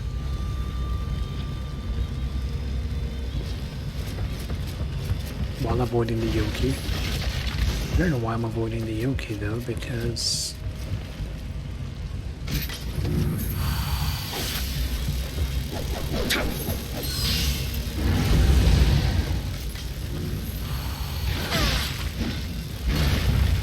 wrong button.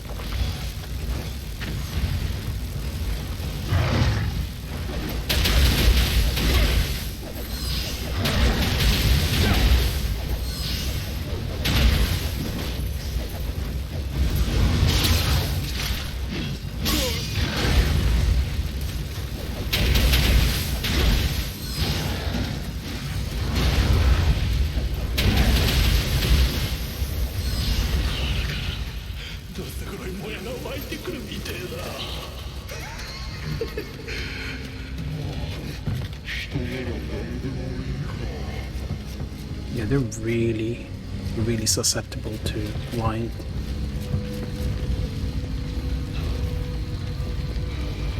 That's a shortcut. There was a... There we go.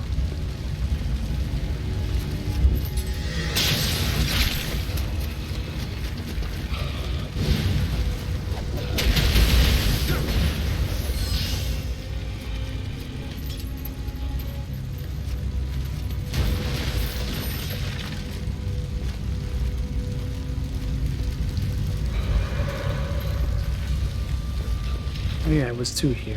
I forget.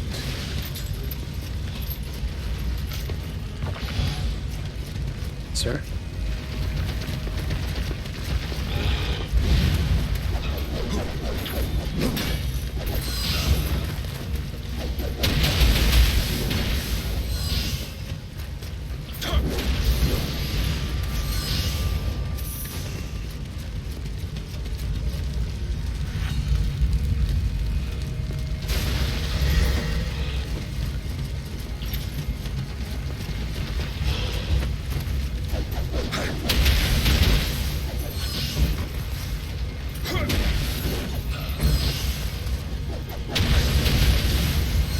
I'm not really playing well, mostly high stance. But whatever.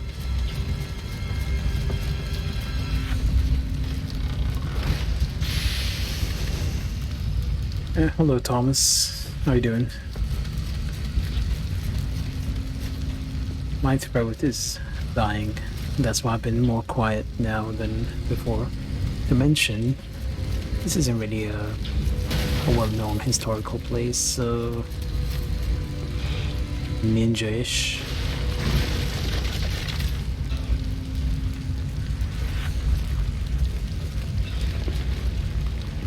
I'm doing alright apart from just exhaustion from this. We're already at almost 4 hours.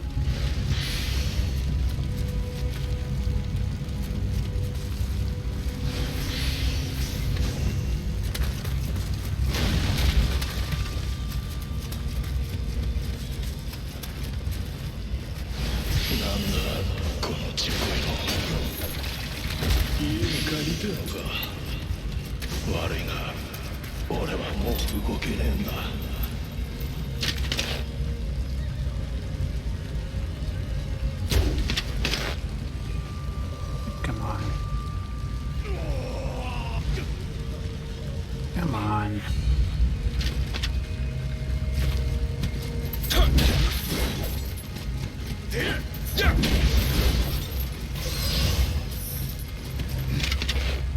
It was too far to die from one shot.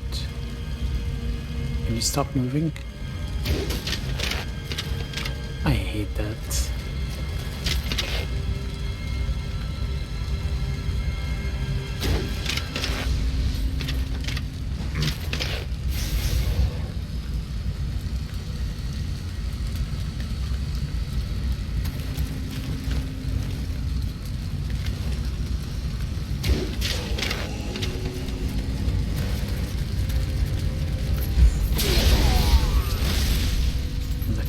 One hunting rabbits.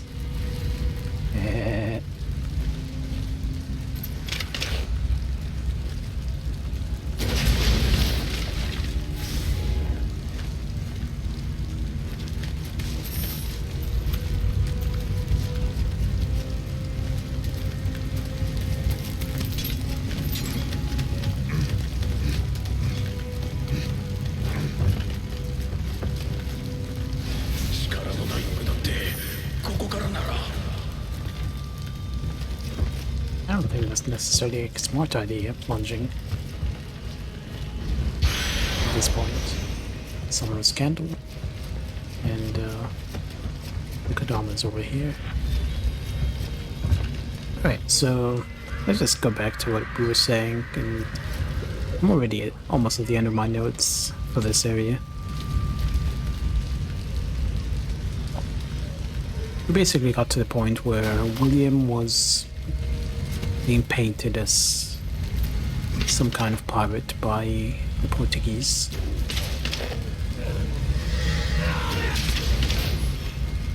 Fantastic shot.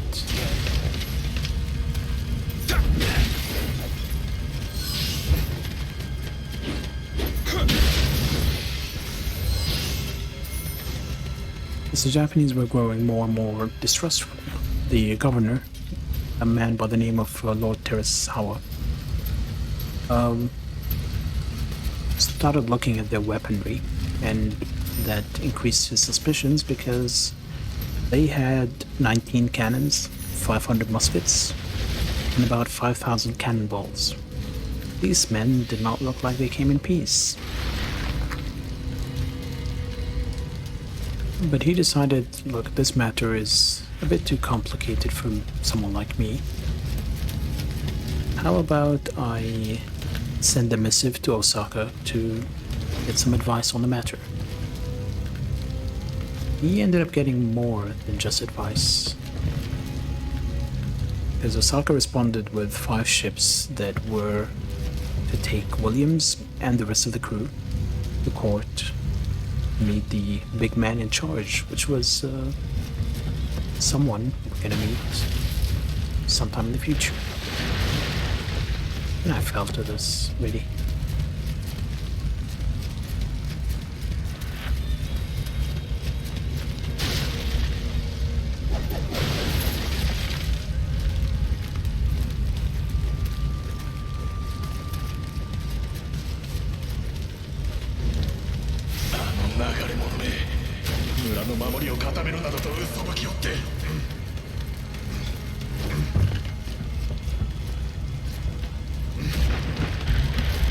Kodama. Let's just rush and beat the boss, shall we? How did I not see that again?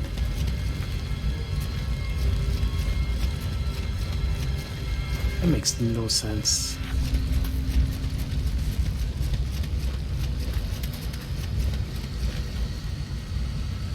My eyesight shouldn't be too bad.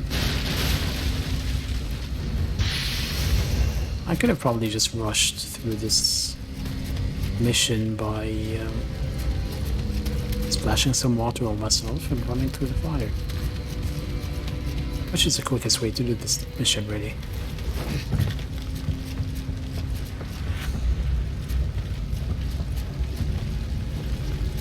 Not falling for it the third time.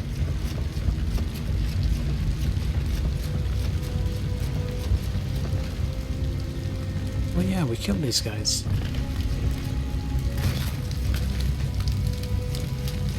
I am tired. You can tell because I'm forgetting things I just did. 不思議だのこの技もぼんやりと光っておるようじゃ Reputation increased, more titles. Let's upgrade our Kusarigama and our Tonfa, even though I have not used the Tonfa yet. And let's upgrade our bow while we're at it.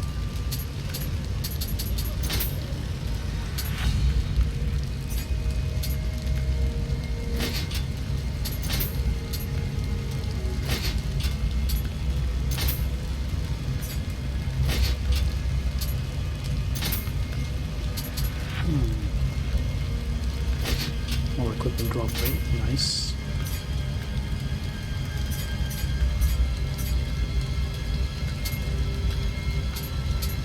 Too heavy.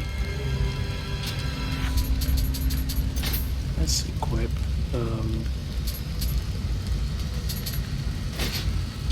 different normal Moorish charm.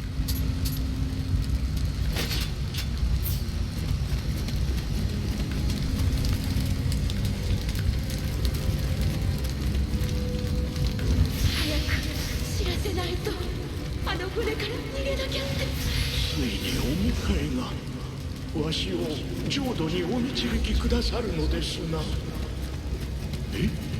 帰り道がわからんと？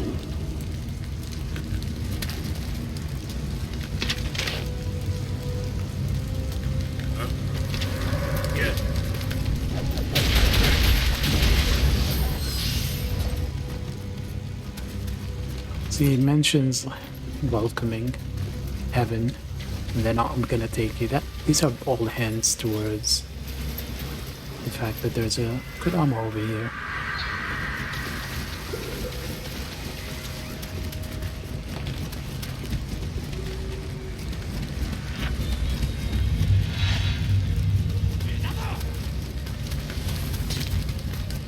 Sir.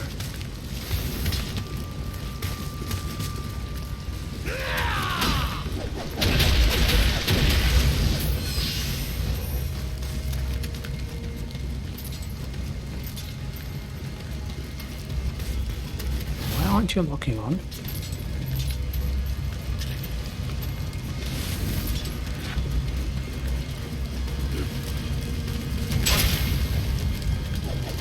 I dodged into the pillar.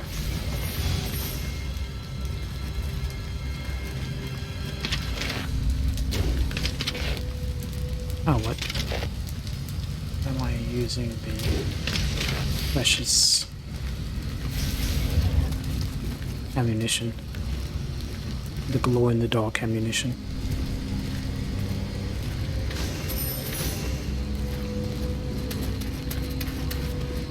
Let's unlock the shortcut.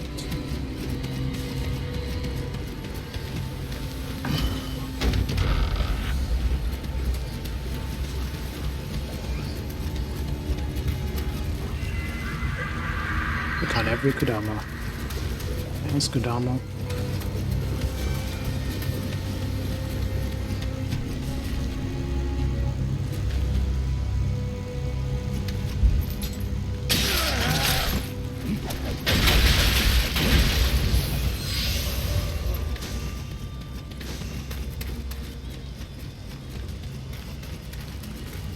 Okay, one very quick thing I wanted to address. See the rope I was talking about?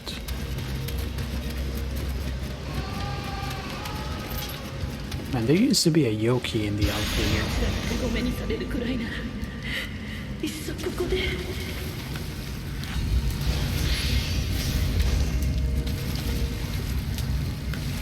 Shibasawako, the big head of Toei Tecmo. I'm getting all the Kodama, but that's about the only collectible I'm getting. I mean, it's really the only collectible. The only unique stuff in this mission are the Kodama and the Harakiri sword. But I'm trying to get all the dialogue as well. Alright. This bit is a little annoying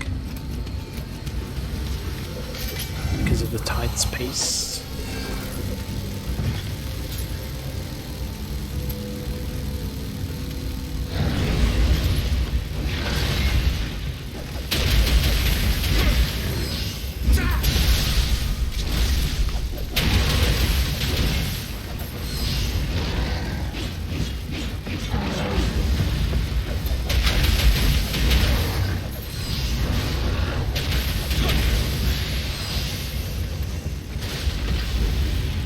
Can easily cheese things with lined, even in narrow places.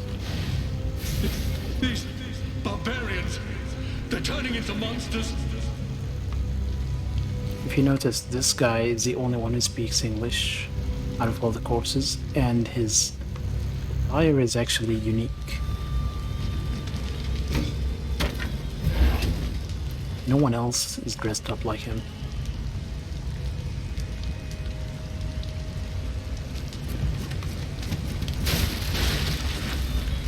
Very fun little detail.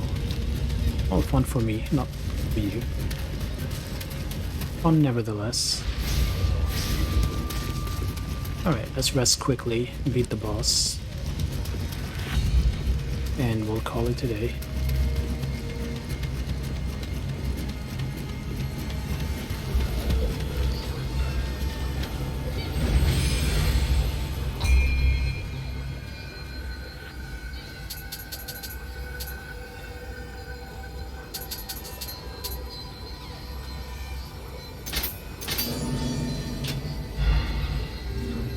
We're 1,000 short from the level.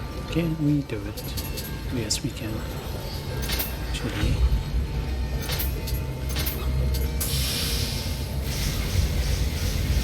How much do we need for the next level? Yes, I know I could save the stones for things like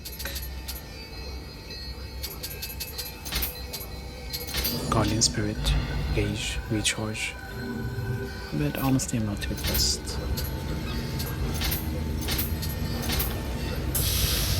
Oh, that's not enough. Well, whatever.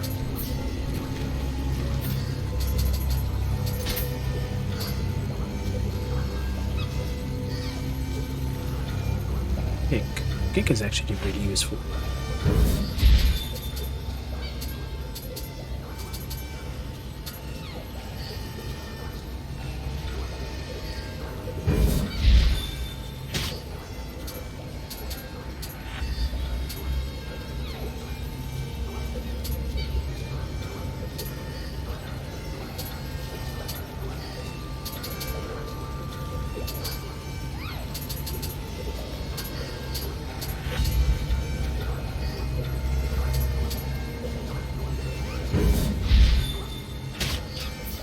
Flux.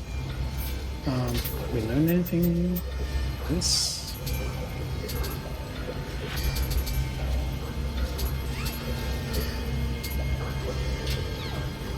Yeah, whatever.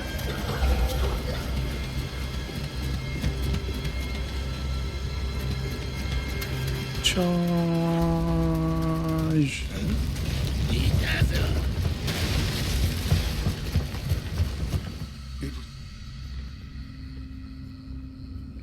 Oh, there was a dialogue that I didn't read.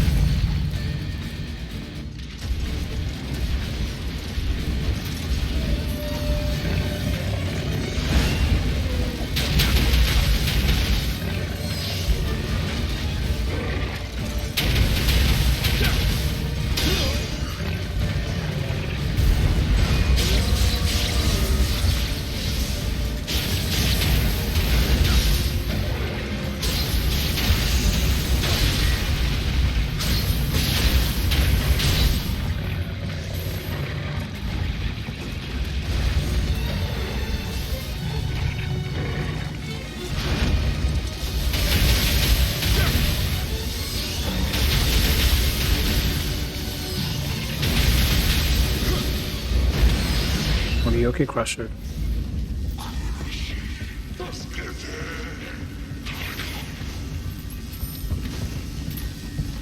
It goes to show, even if you play badly in this game, you can just...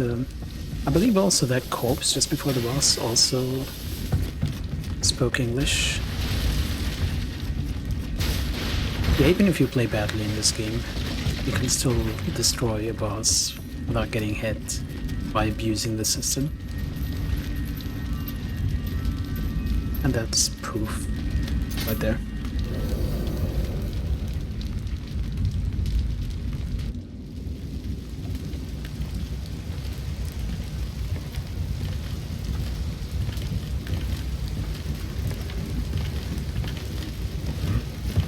Skill with Oni. Who are you?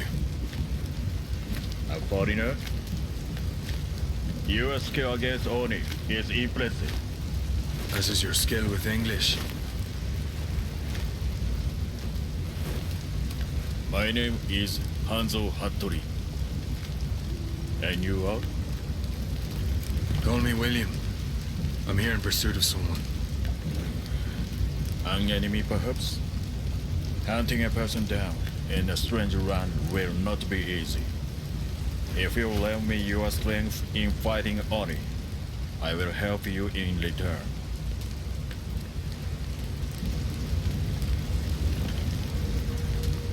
Well then.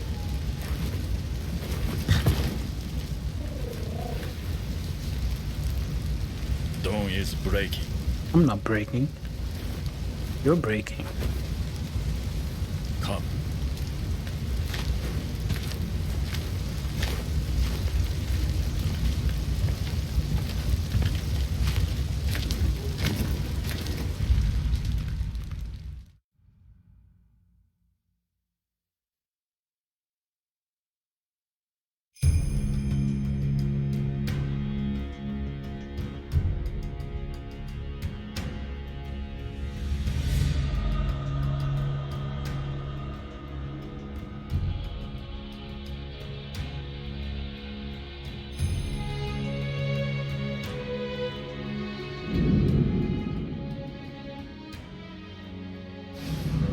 天下人であった太閤秀吉様が亡くなり、この国では今、 Suddenly he's speaking to him in 二人の侍が Japanese. 歯を競っておる。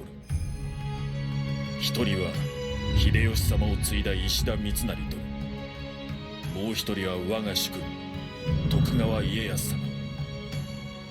わしは家康様から西国大名たちの調略を任され、この九州へ参ったのだ。ウィリアム、近頃巷には地味猛量が出没し、大名たちは手を焼いておる。鬼を切るその腕を売り込めば調略の好機となろう。案ずるな。あやかし騒ぎを追えばお主の仇も現れよう。まずは家康様に近しい隣国豊前の官兵衛殿のもとに参ろう。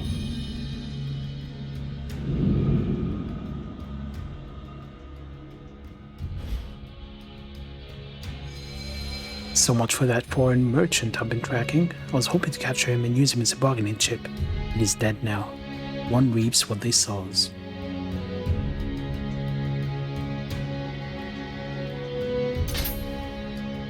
Emerald fragment. Losing a Ritter. Exiting mission. Yes, yes. All the dojo missions. Way of the Ninja. Twilight mission. We can level up. I can just pump up my... I'm gonna increase my ki a little bit.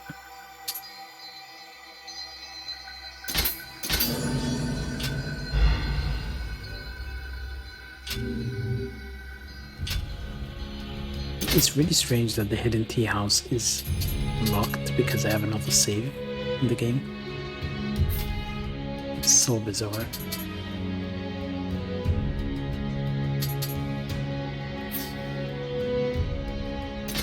Alright, that's a save. And that's it for me today. That's all I'm covering. I know the first mission, really, there isn't all that much to talk about because, as I said, William didn't really stick around for too long. And that affects pacing. I just looked up who voiced Edward Kelly. The only other character I know who he voiced was, well, two actually, well, three.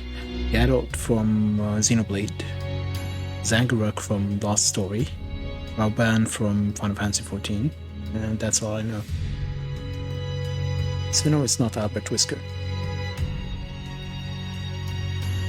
As I said, this is kind of a work in progress. This will be edited, so a lot of the dead air without information will be gone in the edited version, obviously. If you guys have any feedback or things you wanted me to cover and I didn't cover, or there are things you would love me to cover in the future, things in particular that you want me to focus on, feel free to suggest it. Either message me, or you can also join my Discord, which is this thing right here.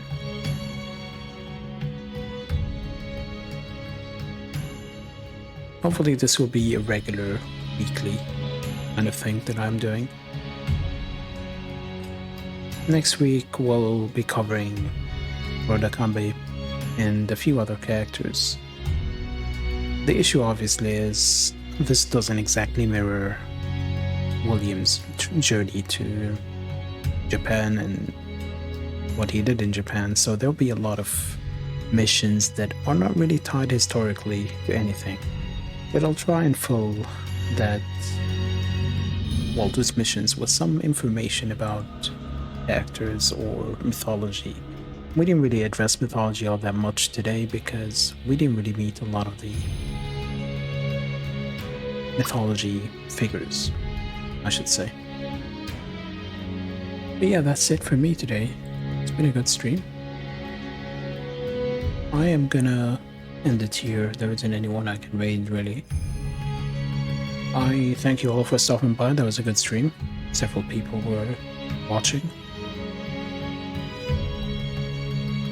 You can watch the VODs, which are saved on the channel. And I'll also be uploading a recording of the stream itself, which will include the whole stream at 1080p, not 720, and wouldn't have any locked frames. That's the advantage of a recording. I'm going to convert it to MP4, so that will take some time, and then upload it, which will take more time, and then Twitch will process it. But ultimately the goal is to edit this and upload it to YouTube. As for when I'm going to do that, I do not know. But enough rambling on and on. I will catch you. Well, I'll probably be streaming tomorrow actually, but something completely different. It's not gonna be Nioh, it's not gonna be history, because I spent a shit ton of time researching things and writing notes and putting the images together. Takes effort. I can't do that every day. Yeah, see you guys next time.